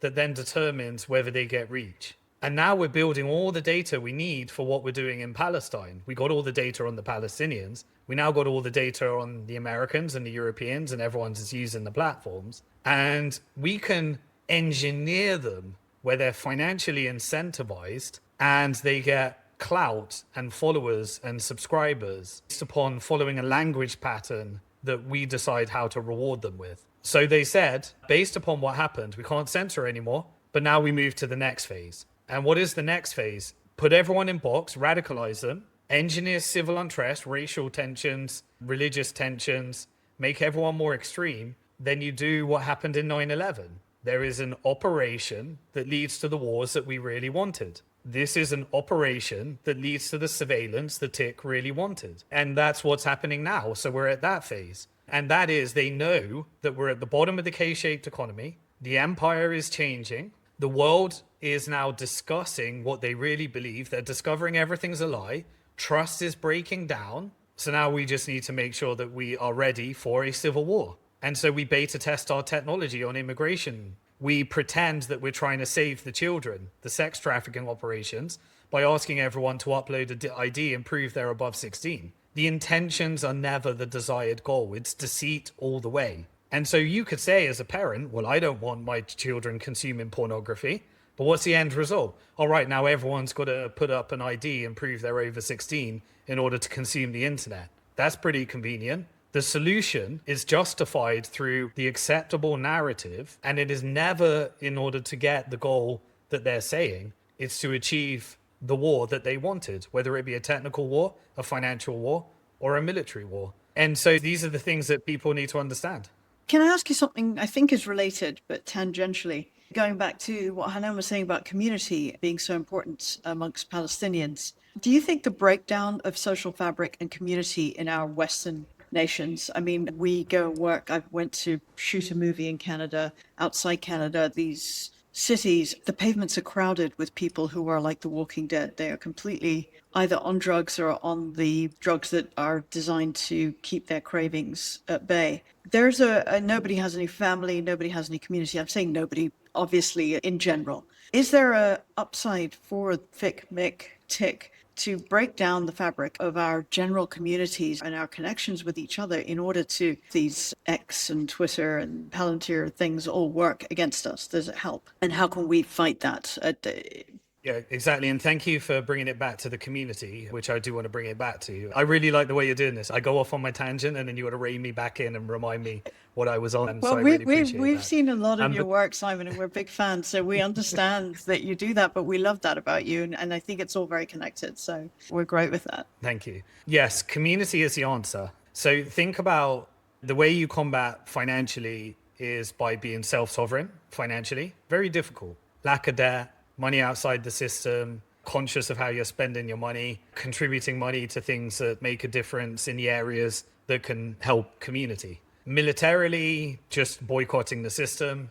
Technologically is a bit of more of a difficult one because we need to be productive. We need to use technology to share our message. But the real battle, I put it down to, think of the ultimate goal of Fit, Mick and Tick would be to create a Palestinian laboratory globally. If they could, they would. Okay, that's the ultimate business model for them. Put everyone on a universal basic income, create a currency that's fully controlled, and put them in a prison through controller data and integrate it with drones where we can make sure there's no uprising against power. Like, that's what you would do if you could. Now, they can't, but doesn't stop them directionally moving towards that. And so that's what I call centralization of financial power, military power, and technical data.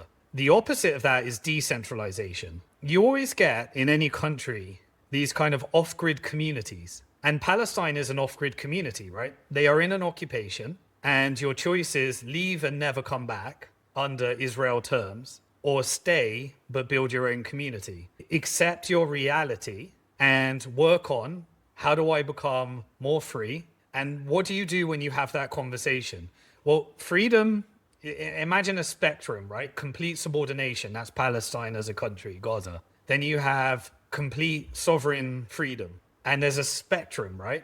The individual, the corporate entities, and the country. And no one's fully free. There's no such thing as complete freedom. It doesn't exist. It may exist in the afterlife, but on Earth, I don't believe it exists personally. And so what do? You come right down to the micro. So what is the smallest community that you can control? It's yourself. What do you have? You have your health, you have your mental strength, you have your heart, your spiritual connection, your soul. And that's the one thing that only you control, right? And so how do you break down the subordination? You hit their wealth, you hit their health, you make them addicted to drugs, you make them mentally addicted to a subscription service of therapy. Nothing against therapy. If that helps you, that's fine.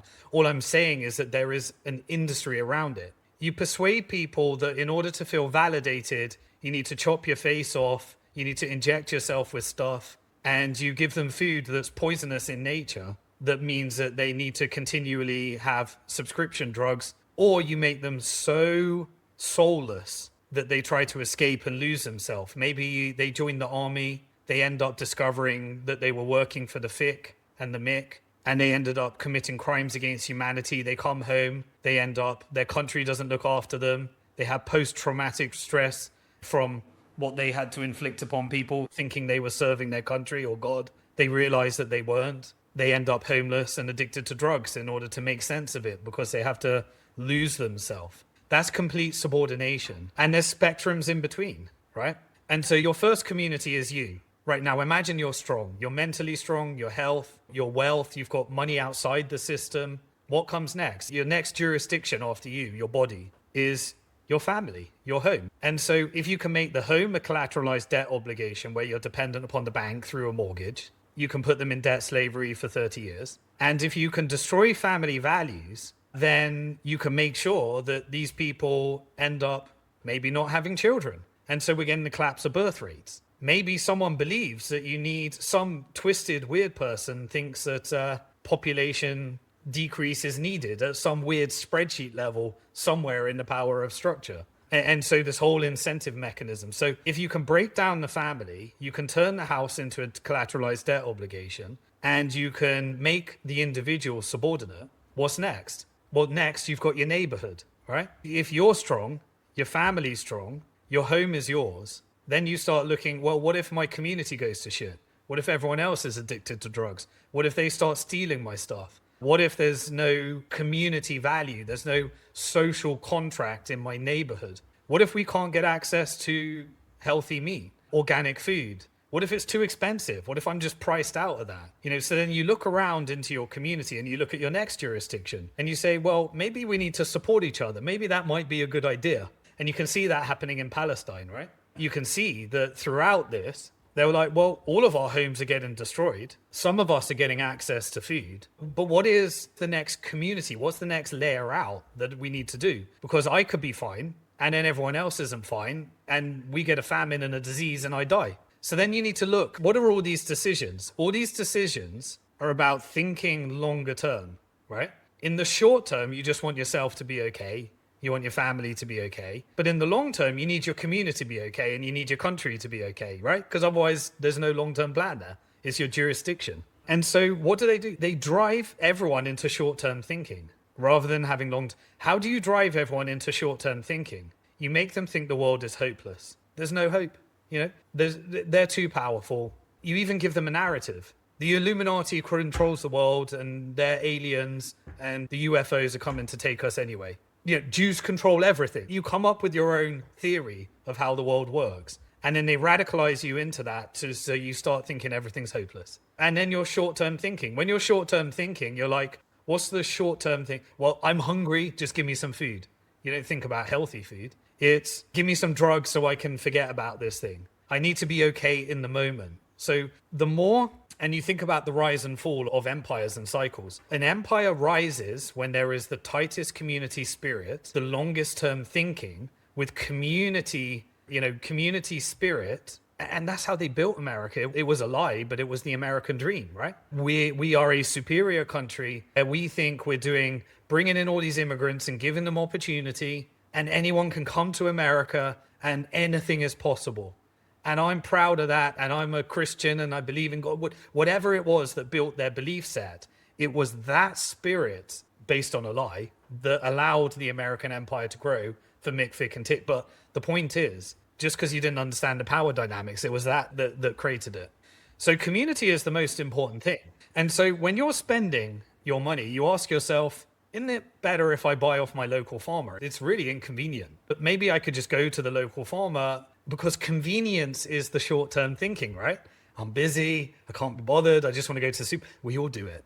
We all have to do it. Life is pretty tough. We're busy. And so they give you convenience, just like money on a smartphone is more convenient than holding some Bitcoin in self-custody or spending some cash, right? That's how they capture. They capture through convenience. So they give you a convenient alternative, and you, through your incentives, end up short-term thinking. And short-term thinking is maximum subordination on the macro scale. Then you go out of your community. So am I investing in Palantir, or am I investing in something that makes my community better? Maybe I do some kind of interesting loan structure.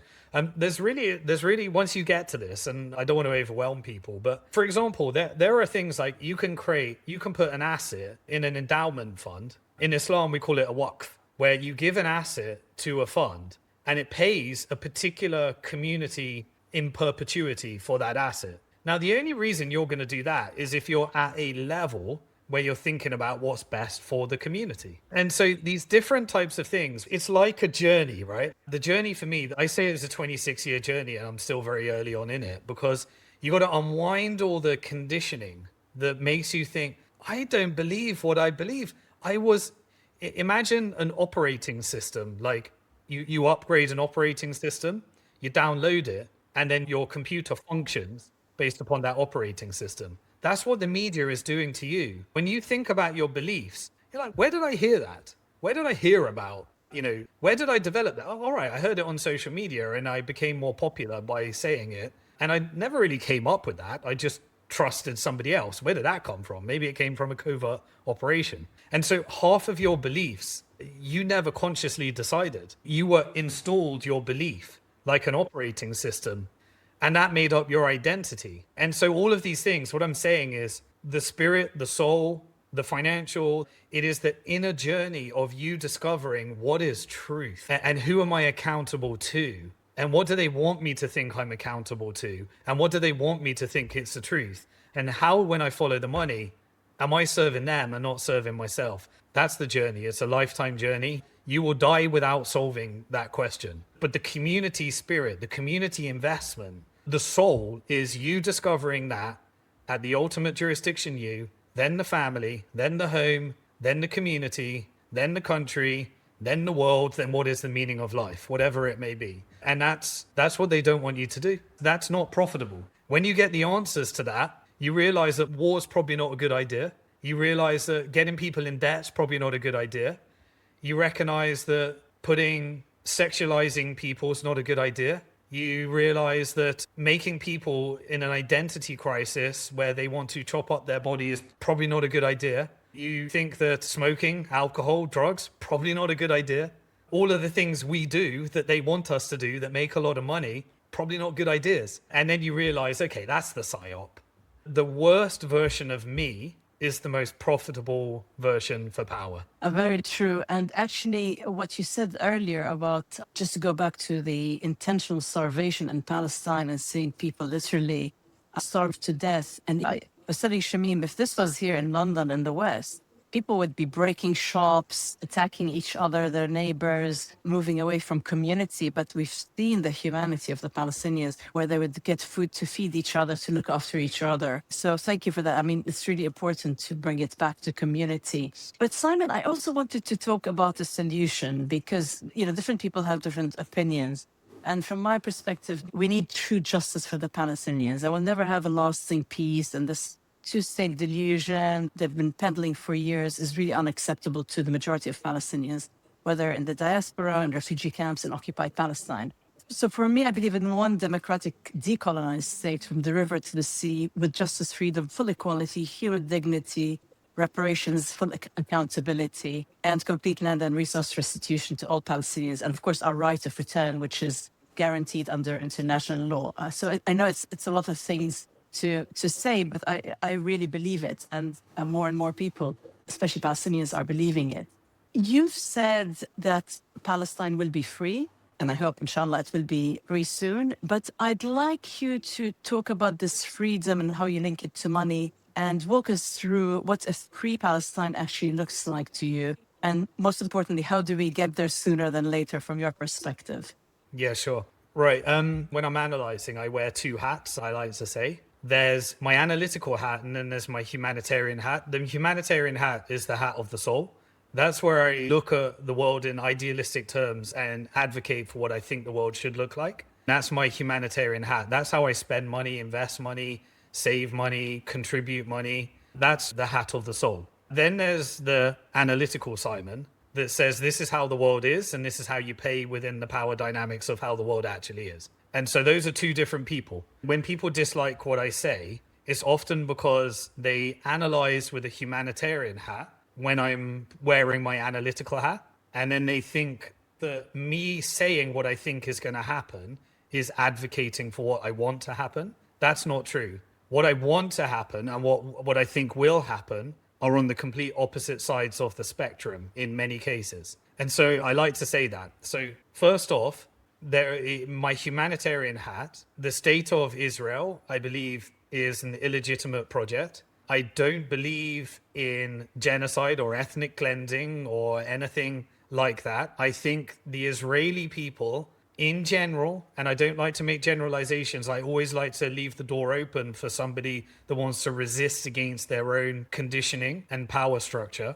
And so if there are people in Israel that want to resist against that, then welcome to the cause. In general, I think the trauma of the weaponization of the Jewish faith and the things that have historically happened to Jews throughout European society has led to a very radicalized type of Israeli that is found themselves devout of a type of empathy that I think will give them a productive result right now in general. And again, the individual soul can always escape their conditioning. And so any Israeli is welcome to do that. But I believe that you are victims of a psyop that has led to you believing that what you're doing is justified. And in a sense, in not a comparable way to the Palestinians, in a different way, you've also been victimized by brainwashing and a type of radicalization that is going to lead to a very bad result for the world. And it was for the Mick, Fick and Tick.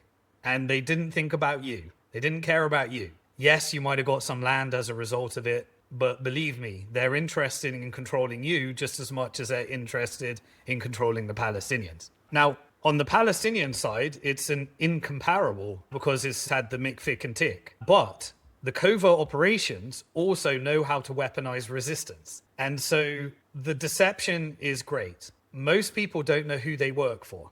And so in military industrial complex world, they profit from war. War requires two people to always be at it. And the weaponization of Iran versus Israel is a convenient operation that has made tens of trillions of dollars for very powerful people. The resistance is legitimate when you're at that scale. If you are in an open air prison and you want to build your freedom, you're either going to accept you're in prison or you're going to naturally, the soul wants to resist. The soul wants to get justice. So you either accept your circumstance or you resist. That's your only choice. So there will be resistance. The resistance is justified. And in fact, I believe it's in line with international law as well. We know the rules around illegal occupations, and we know that this has been classified as plausible genocides, and that we won't get the result of that case until it's too late. Genocides are resolved 20 years after the genocide happens by design, okay? Occupations have been ruled. This is an illegal occupation, and so that's the game that we are at today. Now, from the military side, they want resistance to continue. And so that is reality. If you can create divide and conquer, then you can justify war that allows you to destroy and then rebuild. That's reality. Now, then you've got the bigger operations, the bigger hires of power. The Mick is subordinate to the Fit. Let's look at the world as it is today. The financial industrial complex is dealing with a falling empire called America, and they're turning it into a police and surveillance state across Europe and America, knowing that at some point there will be a large resistance from those on the wrong side of the K-shaped economy. So they're asset stripping the West and deploying capital globally, and they are dependent upon China as a manufacturing base. That's the world order as it is today. Now, around Palestine are a bunch of countries that have decided how to deal with Palestine. If you look back at Saudi Arabia, originally the Saudis, they had their British roots, their imperial roots. Then they, through King Faisal, joined alliances and resisted against, used oil embargoes. King Faisal was then assassinated. A covert operation was created by George Bush called Safari Club. That Safari Club recruited Osama bin Laden. We then had 9/11 that later, through those covert operations, through CIA intelligence networks, eventually we ended up, as a result of that, where Saudi became the most important part of the petrodollar, pricing oil in dollars in order to keep the Ponzi scheme alive. There was a resistance called OPEC, which was all of the oil producers got together and said, how do we resist the big 7 oil companies in the West? And then later, we ended up where America no longer needed the oil, but China did. So China then came along and said, Saudi, you've got this massive, remember the word sovereign wealth fund. This is very important for Palestine. Palestine will eventually be free depending on who invests in the rebuild and if they get a sovereign wealth fund where they can take some of their own assets. Remember I talked about WAPs and putting assets in community structures. A sovereign wealth fund is one of those structures at the nation state level.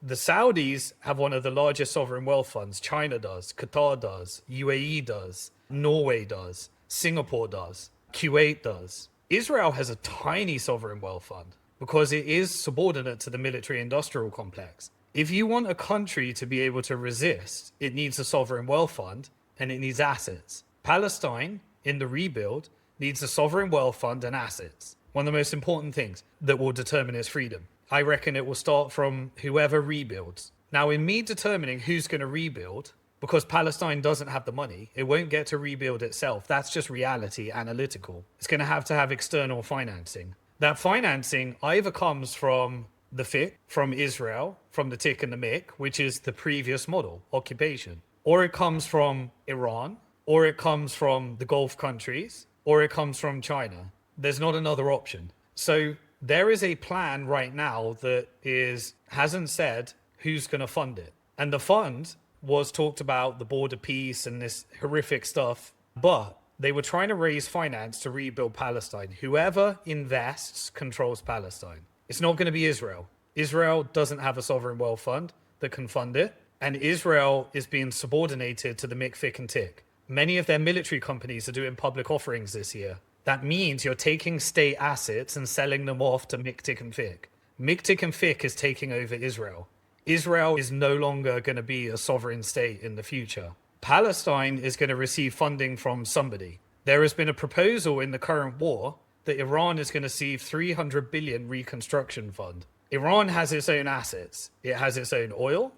It has its own central bank. It has its own sovereign wealth fund that is sanctioned, so it's just domestic. If those sanctions are being removed and that oil is coming back on market and there's a $300 billion reconstruction, and what is Iran doing? It is destroying the US bases across the Gulf countries. So US presence is being removed from the Middle East. Iran is negotiating a $300 billion reconstruction contract. Every resistance is entering into a political process of integration into state level and political apparatus and army apparatus in Syria, in Lebanon, in Iraq, in Yemen. What is really happening here if we really take our hat off? In my map of the world, the MIC Forever War is coming to an end. Remember my investment banking days? The MIC Forever War only comes to an end if it's 10 times or 100 times more profitable for the FIC. The FIC has partnered with the sovereign wealth funds in China, in Saudi, in Qatar, and they want regional stability. Regional stability means the end of radical Zionism and the end of resistance. Those are the strategic tension that creates the profits of the MIC Forever War. If those happen, then there is a bigger game happening where the FIC is saying, compensate me, and the Forever War comes to an end. We'll send the MIC back home. They can terrorize their own people. They can terrorize Europe. They can terrorize Central and South America. We'll become a regional power in the West. But who's really that negotiation with? It's with the one country that has their own MIC, TIC and FIC, has their own sovereign wealth fund, has their own manufacturing base, is purchasing all the energy of all the sovereign wealth funds that they are all dependent upon for both their exports, China exports, and China money of energy. China's the rising empire, and they all have to deal with that reality. So when I look at this, the closure of the Strait of Hormuz was the equivalent to the British Empire of the closure of the non-defensibility of the Suez Canal, with an uprising nationalistic movement in Egypt that is now Iran, that was normalized with Saudi via China in 2023 before October the 7th, then October the 7th,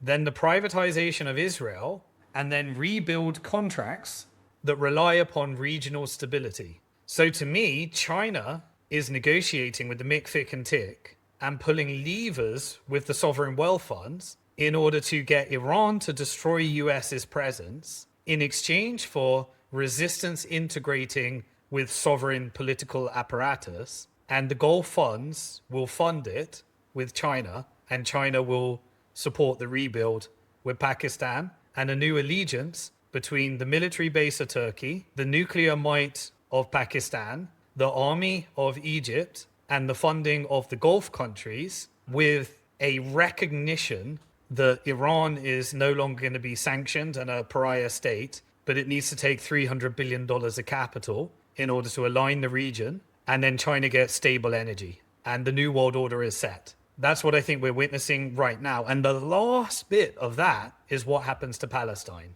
Because as long as Palestine is occupied, the MIC is in charge, Israel and Iran will be at it, and they'll make tens of $trillions of profit through strategic tension. Once you don't need resistance, and Israel is less radicalized, which is impossible for us, my humanitarian hat thinks not possible, right? One state solution. Two state solution is disgusting, it's a scam. But let's get back to analytical hat. If MIC's going to stop that operation, what would you need to do? You would need to reform in the media's mind what Zionism is. Would we not agree for the last 3 years, Zionism as an ideology has been significantly weakened in the mind of the people? I think so. I think it has been destroyed and turned into a prior state. And now they're privatizing more, and there will be a regime change with Netanyahu, who will be blamed for what happened. And in order to, there will be, I think, a leadership change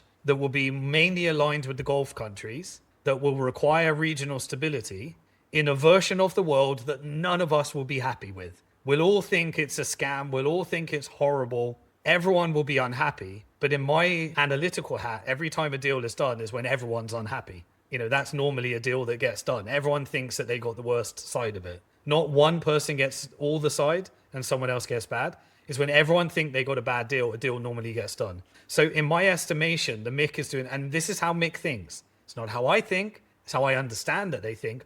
I'm adjusting my brain to how they think. And so Palestine is the last step. So I will be looking who funds the Palestinian rebuild, and does Palestine end up with a sovereign wealth fund and an independent central bank, and whose power structure, if not, is it integrated in? If they get a sovereign wealth fund, if the funding comes from Gulf, Iran, China, normalized via China, if Palestinians are able to rebuild and they maintain some assets in their own sovereign wealth fund, they won't be perfect, then they get to build their freedom from there. I can see a world where if Palestine is able to become what it becomes, I can see a world where the Zionists that are radicalized and don't want anything to do with a Palestinian state leave, and they are leaving by the droves. And there is an Israel that leads to a one-state solution via acquisition. It would take 10 years to get there, I think. I believe the project of Israel being used to create a forever war is coming to an end. I have deep concerns about what the end construct looks like, but that's what I'm watching. But I do genuinely believe that Palestine will have a state. And the reason that I believe that is not because of my humanitarian side. My humanitarian side says justice should be served. But my analytical side says, if you're China and Saudi depends upon you, Qatar depends upon you, Iran depends upon you, America depends upon you, the MIC depends upon you, the FIC depends upon you, and the TIC depends upon you. Are you going to allow Israel to exist as a state for Western imperial MIC power to divide and conquer the region when you're a rising power? My answer is no, you're not. And so you're going to regime change and reform Israel. And do they have the capability to do it? Yes, they do. Because the MIC, FIC, and TIC, when they went to Beijing, and they did, Trump went to Beijing with Elon Musk, with the executives of Goldman Sachs and BlackRock and Larry Fink, Tim Cook from Apple. Why were they in Beijing? They were in Beijing because Tim Cook was saying, China, I need my Apple factory to still exist. Elon Musk was saying, I need my electric vehicles to receive rare earth minerals. Is there going to be a problem? The banks and financial institutions were saying, if we stop forever war and we don't attack Taiwan, is there a better deal? Can we get a look at the new financial system? Because we're dumping America like we dumped the British Empire. We're asset stripping them. And we need to invest in the new world. The new world order is multipolar. The new world order is a China manufacturing base. The new world order is sovereign wealth funds negotiating with MIC, FIC, and TIC. And that's the world that the money's telling me we are moving to. So the old paradigm, Israeli occupation of Palestine, is a construct of the old empire. And that needs to change. Once that changes, once Palestine rebuilds, the rebuild will set the empire, and that will surface its way through across Africa, across Lebanon, across the Levant, across Syria, across Sudan, across Libya, across all these Somalia, because all those models are a function of the relationship between China's manufacturing and the mick, thick and ticks consumption. And that's the only reason those countries are at war, because they had assets that the West wanted and they didn't want them in a sovereign wealth fund so that they could build their freedom. China's model is different. China came from a century of humiliation. I'm not saying China's great. They've got their own crimes against humanity and all sorts of things that I have problems on the humanitarian side to deal with. It's authoritarian by nature. But why? Because they had a century of humiliation on the wrong side of opium wars, giving up Hong Kong, on the wrong side of Japan being funded by the West, on the wrong side of civil wars, on the wrong side of humiliation after humiliation of opium wars, drug addiction. And they built a 100-year plan. And that 100-year plan is coming to fruition today. And it doesn't involve Israel occupying Palestine in order to serve the profits of Western imperial power.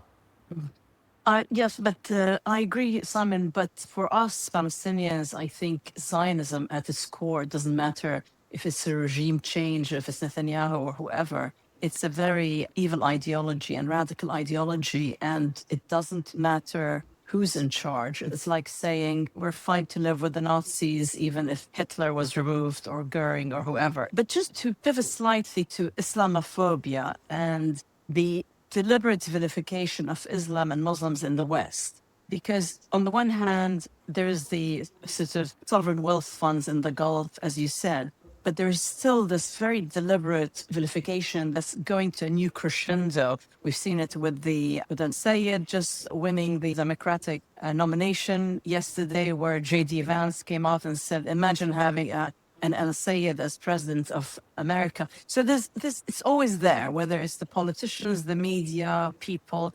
So can you just touch on that and what that means with your whole theory as well?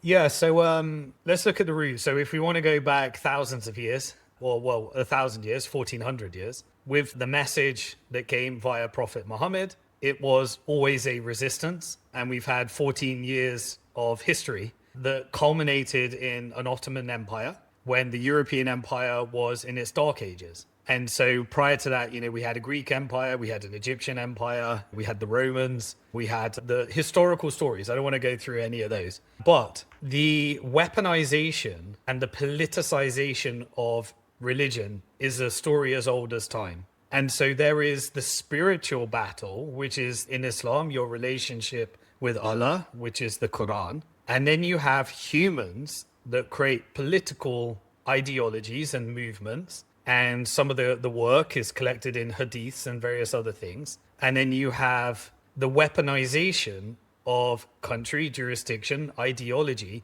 in order to achieve a political goal. Okay? These are very separate things. So, you have divine message, you have one's relationship with God, then you have human constructs and human ideologies, and then you have the weaponization for political goals and power dynamics. All of those are different things that the world likes to confuse into a few things. And if you can muddy that water, then religion is an incredibly powerful tool for power, particularly in the conquest of land, the ownership of territory, and the acquisition of resources. And that is the history. So if you look at those battles in Islam, many of the most important profit engines of the mick, tick, and thick are prohibited. So you can't charge interest, which is the power of the thick. There are certain activities, halal and haram, like drugs, various activities, certain foods, and there is an ultimate accountability to one's creator. And it's not an accountability you can escape, because it is Allah's watching you, and it's not performative. You can't perform morality. You can't perform compliance because Allah can see your soul. And so therefore, it is an accountability that anyone that actually is Muslim struggles with. They have, they weaponize the word jihad, but the internal struggle of your relationship with God and your accountability to Allah is the backbone of the struggle that Muslims go through. And they know they can't perform. You could say, I'm giving charity. You're actually meant to just give charity without telling anyone, because you're doing it for your relationship, okay? So that ideology is the polar opposite of the most profitable activities of the mick, fick, and tick. So you have a tension, you have a natural tension inherently. So then you have the rise of Muslim power politically was the Ottoman Empire. That was the time when Europe was in the Dark Ages. And then you had the Christian Crusades, you have all that. Now, in the West, we're told a different version of history to what those that were brought up in the Middle East or in the Ottoman Empire were told. And so you have two histories that both engage in propaganda that served the power in both power constructs. And so now you have naturally in the West a religious battle. So previously the battle was between the Christians and the Jews, where the Jews, for example, when there was strong Christian values in the West, one of them was the prohibition of usury. You can't charge interest. And so in Jewish scriptures, there was a prohibition of usury amongst Jews, but not to non-Jews. They separated Jews and non-Jews. And so there was a construct of convenience in the financial system. The Christians could have usury, but they could get the Jews to create the industry. It would have been owned by the Christian political constructs. That created a power dynamic with the rise of the financial system that goes into this whole usury conversation. Now, Islamic finance prohibited usury, and it believed in hard assets and free trade. But free trade broke down when you gave an advantage to the bank and created the usury-based Ponzi scheme. So now you have a usury-based Ponzi scheme that gives an unfair advantage to those that are ideologically driven by non-usury-based financial systems. And it built a military that could destroy those that weren't ethically willing because of their accountability to God. And so force became might is right. And so might is right then said, well, we're allowed to engage in defensive wars. And defensive wars came to resistance against might is right. And of course, you have corruption within Islamic leaders as well. Like, I'm not saying this is like a perfect thing. You have all sorts of corruption. This is humans. Humans are corruptible. This is the struggle. But when you have a resistance against an ideology and a information war, you get the ability to create a story, us and them, cowboys and Indians, Muslims and Christians. And then what you do is you try and radicalize for your own political goals. And this is the entire history, right? If you want to recruit an army, the best way to recruit an army is to make people believe they're doing it for God. And so if you're doing it for God, the Christian Crusaders, or you're doing it for other reasons, the way to get mass is by weaponizing religion. Now, Zionism knew this very well. Zionism knew that you could recruit an army of Jews if you take the history of the Jews with the Christians, and you could use it to acquire land, and then you could use those resources in order to create a territory that later became Israel. Okay? They also knew that terrorism, a way of achieving that. And so the early Zionists were all terrorists, and they created the terrorist industry. They also did false flags, the Levant affair. When they went to war, they said they would do blow up a building, put on a, if you want to call it suicide bombing today, they did that. And then they would say it was the Egyptians. And the Brits would say, hey, it was the Egyptians. They're terrorizing us. And then you create a false flag. The modern day version of that, and I want to be careful with my words, but anybody that has studied 9/11 and the Safari Club and the history of the CIA, Mossad, and MI6, Saudi intelligence, Israeli intelligence, and American intelligence, would know that George Bush was involved in a faction of intelligence power that had vast oil interests in the Gulf that significantly benefited from war. And there are covert operations, and originally Osama bin Laden was the CIA asset. This is provable. So I'm not saying anything else that other than it's very convenient that the radicalization of Americans through 9/11 led to a series of wars across the Middle East that created trillions of dollars of socializing losses and privatizing gains, and radicalized Americans into returning to their belief that Islam is the enemy. At the same time as being showed videos of allegedly Palestinians did it, and letters that said death to Israel, death to America, blaming the Palestinians, and anthrax operations that were sent to journalists that led to the justification for the war in Iraq that was blamed on Palestinians. Put it all together, And I would argue that's a covert operation, however much you want to believe that there was a layer of power that wanted that to happen. And then from then on in, you as Americans were taught, and there were covert operations to fund mosques that were serving a different power to what you probably think they're serving. And those jobs were to take scriptures that aren't the Quran and make you think that the most horrific things in the world are part of that religion. And then you are indoctrinated into an us versus them ideology that makes you think that everything you think is bad in the world is part of that. And Zionists, they in fact infiltrated evangelical Christians by funding Christian doctrines that had additional translations saying that prophets were countries, so that you end up serving national identity over a particular prophet in a particular time, and then said God said you have to. They also is significant evidence that groups like ISIS and Al-Qaeda were part of torture camps and funding camps. And if you look at what the Department of Government Efficiency showed, there was $650 million revealed by Doge in a leak of US taxpayer money that went to training and concentration camps of ISIS. So these groups that you think are the terrorists work for you. They consist of different people. They consist of people that think they're working for good. They're people that are in poverty and join an army just as a militia. And there are people that probably don't know who they work for, but at a higher level, there are people that know who they work for. And every time there are resources, it's interesting that a new version of ISIS or Al-Qaeda or Boko Haram ends up invading that country. And then you're told they're doing it for religious reasons. There's a massive psyop. Yeah. And the entertainment industry is a huge part of that as well. The entertainment industry, movies that are funded in order to radicalize you into a subconscious belief. Yeah. Obvious. So look, here's the thing. You, as a Western American, maybe Christian, maybe atheist, whatever, or even a Western Jew or a Western Muslim, whatever, you are a part of a psyop. The losses are being socialized on you, and the gains are being privatized against you. And false flag operations are proven, documented constructs that intelligence agencies use. You either believe that they don't do that anymore, or you believe that they still do. And if you're living in today's day and age, you are understanding how much we've been lied to. Now, what do they want you to believe? They want you to believe that you, being radical in your religion, whether it's Judaism, Christianity, or Islam, what is the reason for the war. It's a religious battle. It's a spiritual battle.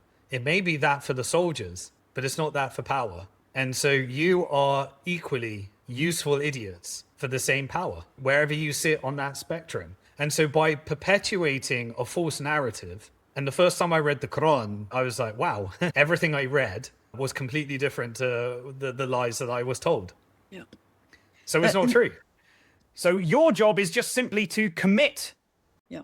Simon, that kind of brings me neatly to a question about your personal journey in all of this. Your father, I believe, is Christian, your mother Jewish. You've chosen to revert back to Islam. Can you tell us a little bit about that choice? What led you to it? Yeah, so my analytical hat led to my humanitarian hat. So when I was writing my book, I was brought up by my father predominantly, but I understood like I wouldn't call them religious, I'd call them like identity, like Church of England, ethnically Jewish, but I don't consider them particularly religious. They both passed away now, but the end game is a different game to throughout their life, I'd say, was my observation. But I understood like the cultural elements of Jewish community, and the protectionism is culturally in that community. I also understood and kind of questioned the whole concept of combining a religion and ethnicity. That was very confusing to me, very confusing. A religion is either a belief or how is a religion and ethnicity? So I studied that and I didn't quite get it. So you look at Christian doctrine, you look at Jewish doctrine. I then read the Quran to understand the Muslims' belief around that. And there is an understanding that there is a tribe from a prophet that had a particular goal, and it was a particular set of people, and there was a religion, and these are two different things. And then you look at Israel and Palestine and all that stuff, and you see the sheer manipulation that's involved in that belief. And so at the time I was writing my book, and in my first book in 2011, I talked about Islamic finance as a sustainable solution to the usury problem and the different ways that a financial system could counter the fiqh. And then I picked it up again because firstly, my wife was brought up Muslim, but she wasn't practicing. She was brought up in that culture. She was a Bangladeshi family. So I was very familiar with the culture and the family and stuff. But I came at it from finance, and purely I said, right, I don't want to read another Islamic finance book. I want to understand from first principles what this is. And I saw a book, a very practical book of complete accountability to sustainable world and very, very logical, and yet things that I think could only be divine in terms of the understanding. And so once I had read that, realized how much had been a lie, I decided that understanding the Quran was a level of accountability that I think leads to a better world. I started looking at kind of following the money and looking at how the institutionalization of Islam and follow the money, the political stuff, and tried to separate that from some of the more Sufi spiritual beliefs around your relationship with God. And that's where I kind of focus on that. And I see a set of accountability that is very problematic for most people. Remember what we were talking about? So in Islam, we're told that we are good by nature. So a baby is born a good soul, okay? So everyone in the world was born a good soul. I think that's a better belief than we're born animals in the animal kingdom. That part makes sense to me. I think a baby is a good soul. And we have a fitra. It's a nature. We know what good and bad is by nature. I know when I'm doing bad. I know when I'm doing good. And sometimes I could be doing bad and look like I'm doing good. And sometimes I could be doing good and look like I'm doing bad. But who knows whether I'm doing good? Well, that's my soul, right? And what takes you away from your fitra, your nature, your soul, your goodness, your purity as a baby, as a soul, well, it's called nafs, and that's called ego. And so when you serve the ego, you end up making there's a superficial relationship in the ego. And we all have ego. And our job, I believe, is to fight our ego. Our jihad is to fight that relationship where the nafs are trying to take us away and the fitra is our nature. And I found that the more I got close to fitra, nature and soul, the more good things happened in my life. The more I submitted to the nafs, things that look good were actually really bad things. And when I look back at my whole journey, my whole life to date, I can look at moments, and in the moment, in short-term thinking, it was the worst thing that could ever happen to me in the moment. And it was based upon ego. But I look back and say, wow, there was some guidance in that. That decision, that felt like the worst thing that could happen. Not getting a banking license, that felt like the end of my world at that time in the ego. It was actually what took me to the place. And I personally believe that when you have accountability to someone that, when they're not watching, is watching you, that's a governance structure that's good for everybody. I know I even believe it in running a financial institution. Regulations are a pain in the arse, but without regulations, we're not accountable to a governance structure. Without a board, without a family, if we're just accountable to ourself will always end up in the ego, accountable to ourselves. Because sometimes we have to do things that are not good for us, but they're right when you are fully accountable. And so to me, of all the ideologies and all the things I explored, to me, that felt like the closest to truth. And so I decided that I would follow the Quran. That's fantastic. And I'm glad you mentioned fitra, which is something in the West people don't know about. And I think it's this fitra and this sort of connective tissue of Palestine and Gaza and the genocide that connected people's humanity, naturally understanding and feeling what's right and wrong. But Simon, how do you see your work moving forward, making a real difference? And I keep going about Palestine because this podcast is all centered around Palestine, whether it's in refugee camps, the diaspora, and occupied Palestine, but also How do you see your role in inspiring not only Palestinians, but Arabs, Muslims, and people everywhere to act in a way that will make a real long-term and lasting difference to their lives and to the world? Because it's, as you said, it starts with you and then your community and so on. You're getting me at the right time, because I don't know if you can tell, I've had a lot of time to think over the last few months, because I did what I could for the Palestinian cause. And I think there is there's powers above us that are setting in motion right now. But I try to always remind myself that we can't forget the genocide is still happening now. The crimes against humanity are still happening. So I constantly try and remember that and remember how fortunate and lucky I am. And my job is simply to try and tell the truth as best as I see it, as a flawed human that will try and find the truth as I best see it. And I'll try and express that to all of my abilities. And I may get it wrong because I'm only a human and we're all only humans. We're flawed. A commitment to the truth. And so I always try and remember how fortunate I am and recognize that my fortune can be taken away. The only thing that is the difference between me and a Palestinian is circumstance. Like, if I was born in Palestine, I'd be having the same problems that they're having. I was born in a different place and it took me on a different journey, and we all have our own journey. But why was I born here? And why was my journey like this? And why were they born there? And why was their journey like this? I have to draw meaning from that. I have to try and understand that meaning.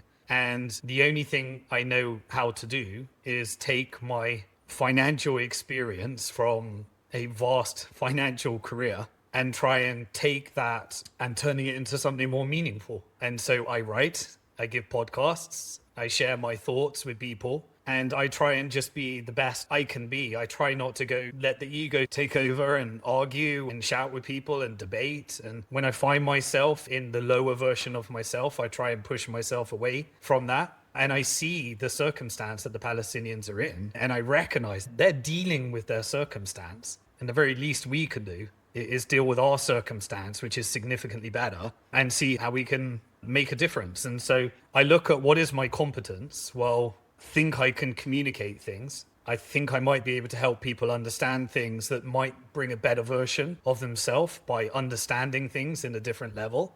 And hopefully I achieve that goal. And I've had a lot of time to think because I'm writing another book, which I delayed because of my father's passing and the Palestinian cause and COVID and a bankruptcy I was involved in and all that stuff. But in that book, I think really when I look at the world and I look at my understanding of the world, there's only who are you going to be accountable to? You know, are you accountable to God? What's your understanding there? Are you accountable to your country, your family, yourself? You know, who are you accountable to? Because we're all accountable to something, and that will produce a radically different result depending upon what I call sovereign or subordinate.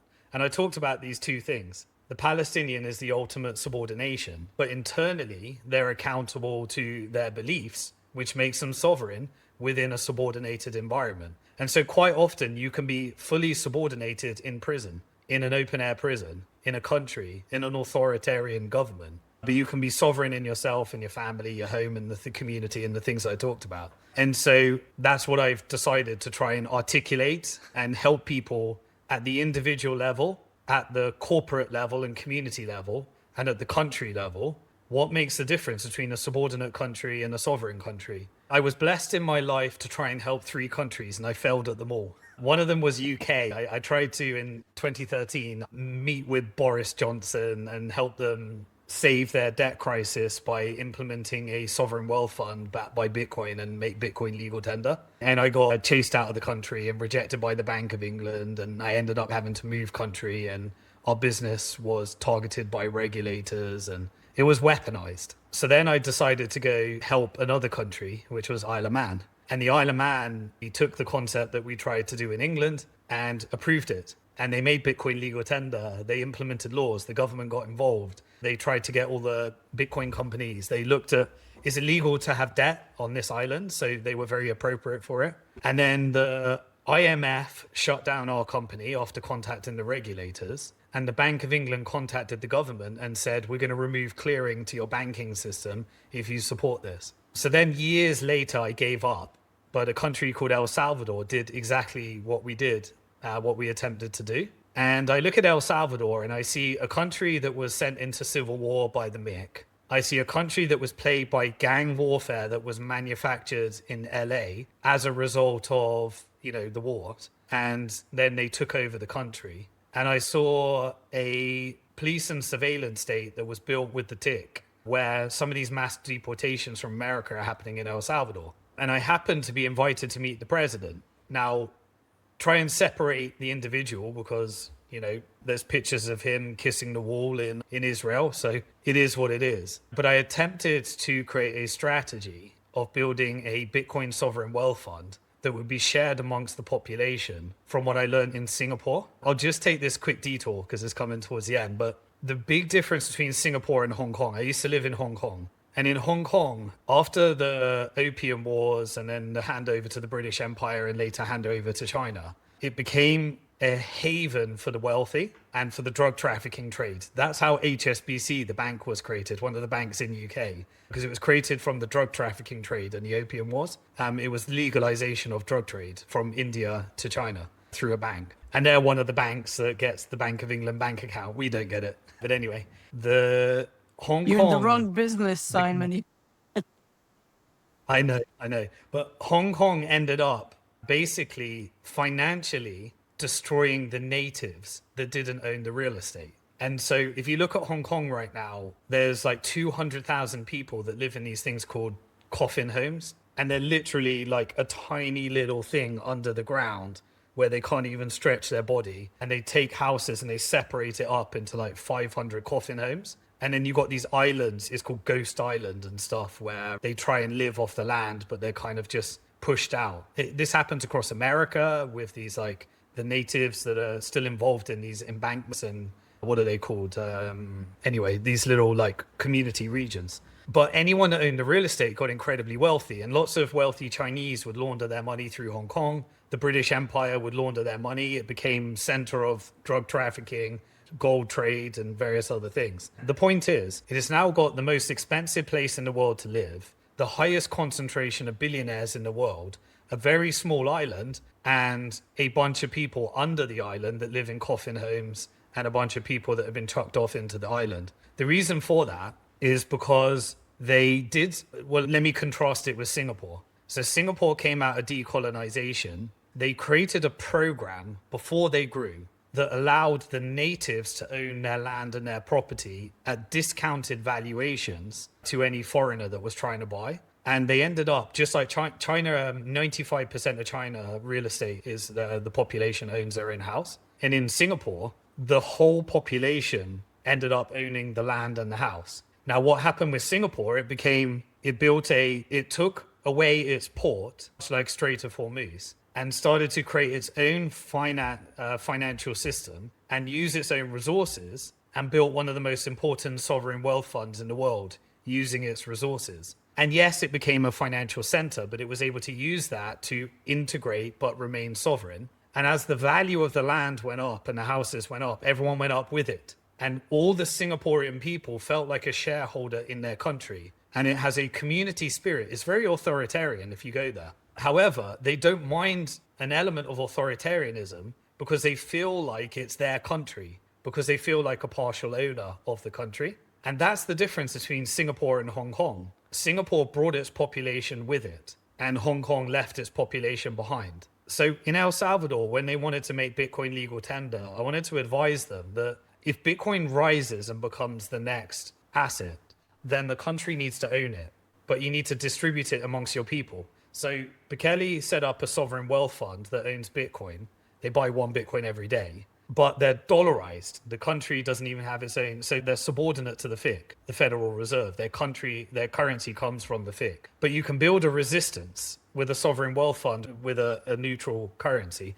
And then maybe you can build your own central bank independent later when you got more power, because they're in complete debt to the IMF. And the IMF tried to destroy the strategy again and said, if you do that, we won't roll over your IMF debt. And so I went there to try and build a bond that was backed by Bitcoin so that it could roll over the IMF debt and have a sovereign wealth fund in Bitcoin. But he missed the key thing. He didn't make it tied to a El Salvadorian community pension. If he did that, then all the Salvadorians would have come up with the country as Bitcoin grew. Instead, now all the rich Bitcoiners are going there and buying up all the real estate and doing Hong Kong all over again. And so the Salvadorians are getting displaced while the rich people buy the property and land. And I tried to get that to be Singapore rather than Hong Kong, and it hasn't worked out that way.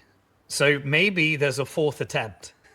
With Palestine. And the fourth attempt might be the most supportive country in the world, might be able to build a sovereign wealth fund using a currency that's independent of the subordinate vehicles. And maybe, just maybe, they could then use that to build their own currency and their own system. And slowly, it's a Western trope, it's a Zionist trope that they always, when they're trying to gaslight you and saying, oh, Palestine, if they weren't terrorists, then they could be Singapore. It's a very horrible trope. But sometimes there's an element of truth in that now it may be their sovereign wealth fund that allows them to become Singapore rather than Hong Kong. And how that happens, I think I have the foresight to identify, and I've studied it because I took the time to just do things that people don't study just because I'm a geek and I was trying to answer my father's question of what happened to his money. My father passed away, and so I believe that he's got the answer now where he is, but I never got to show him it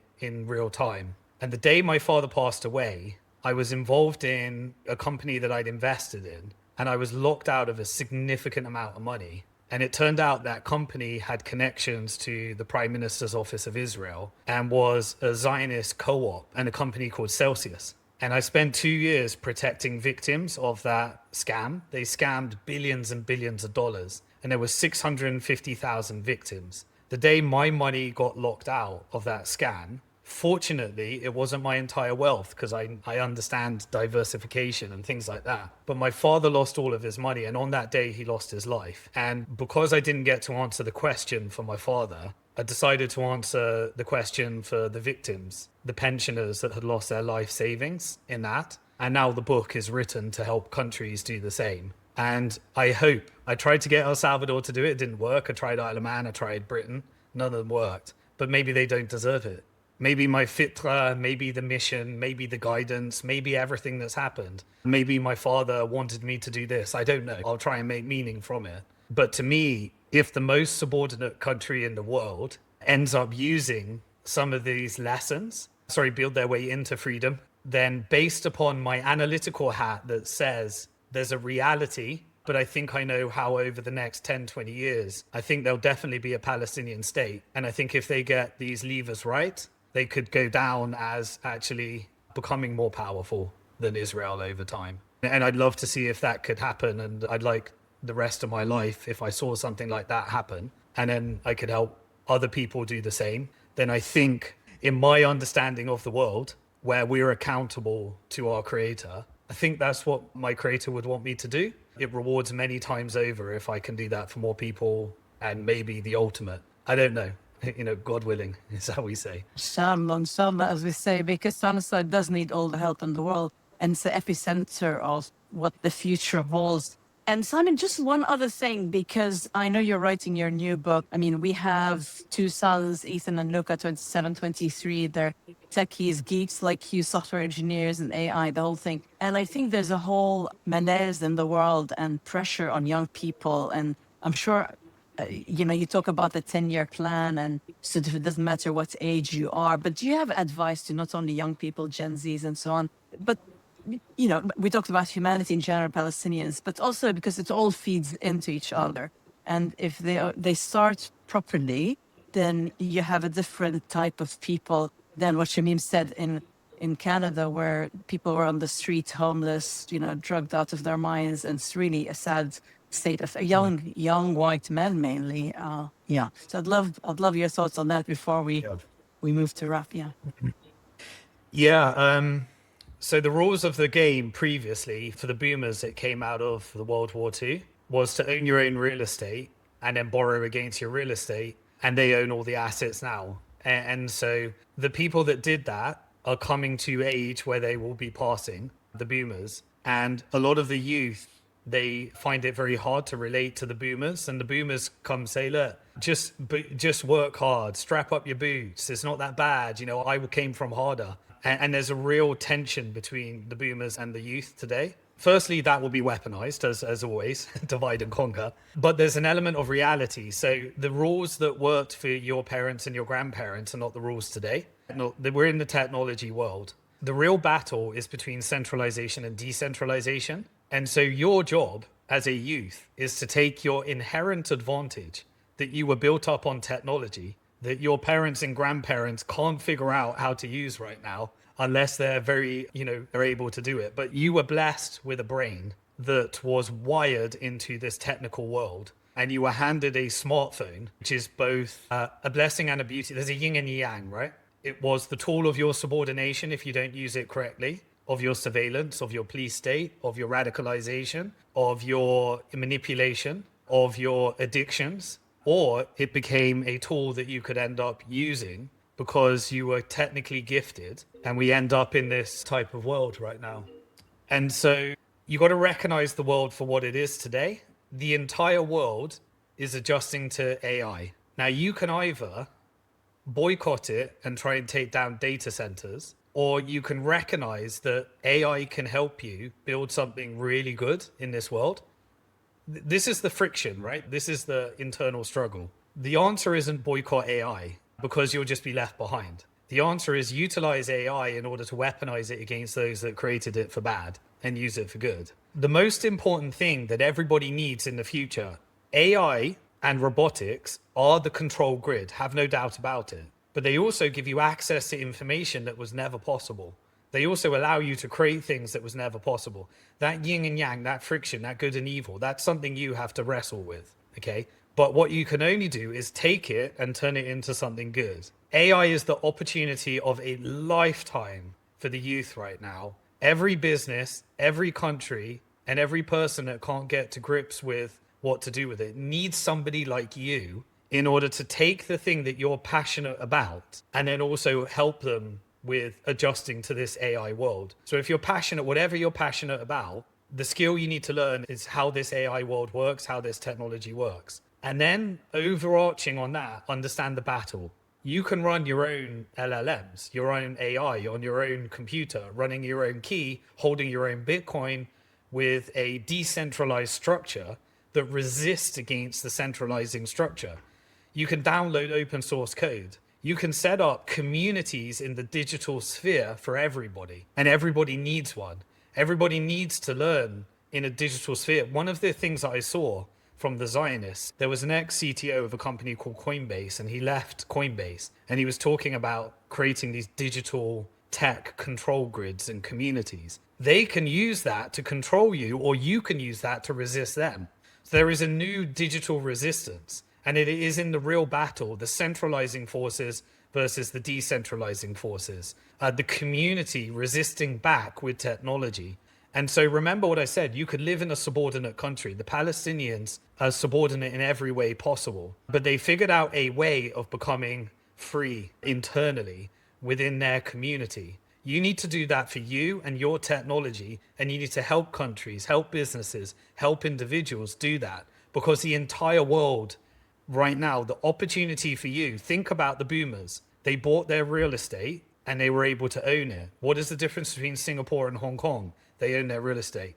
It's unaffordable for you today. Don't play the old rules. You're not going to own your own home. You're going to build your wealth using technology. And if you help enough people and you tap into the goodness of it to create resistance against the centralizing forces, you will be so well financially paid and rewarded that you will be able to buy your house outright at the end. And then with that gift, if that gift is given to you, you need to recognize that can be taken away unless you serve others. Serve yourself, serve people, serve businesses, serve in everything you do.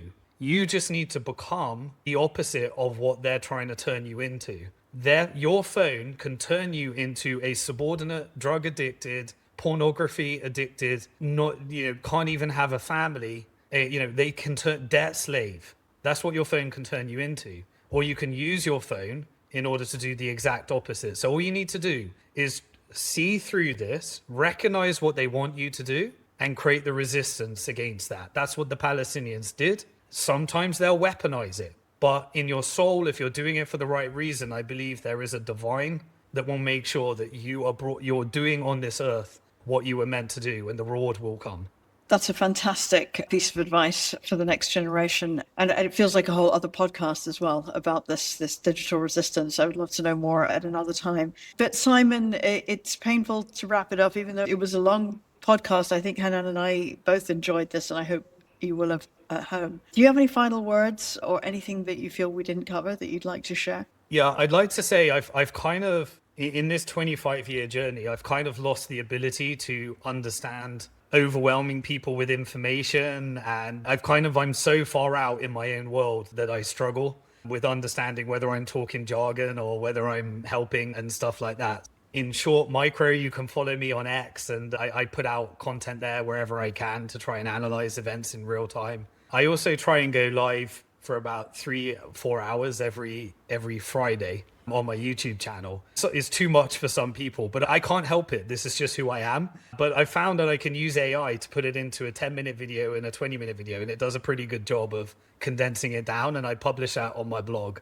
And so at this stage in my life, I kind of am blessed. And so I try to give it away free. There's no sponsorship, there's no business model, there's no upsells. But what I discovered is that this kind of spectrum between subordination and sovereign is kind of the concept I'm working with right now. And I'm trying to help people get as sovereign as possible, and then consciously choosing what you're subordinate to, so that when you're subordinate to something, it's a positive force rather than a negative force. So and in terms of what I've forgotten to say, here's what I would say. Don't be overwhelmed. This is a lifetime journey. They want you to believe that the world's about to come to an end. We're about to go to World War III, and that is urgent, and they're trying to drive you into short-term behavior. Whenever you think that there's this sense of urgency, that the world's about to end, there's going to be no jobs left, that AI is taking over, and I've only got 1 year to figure something out, understand that that's trying to drive you into a sense of urgency.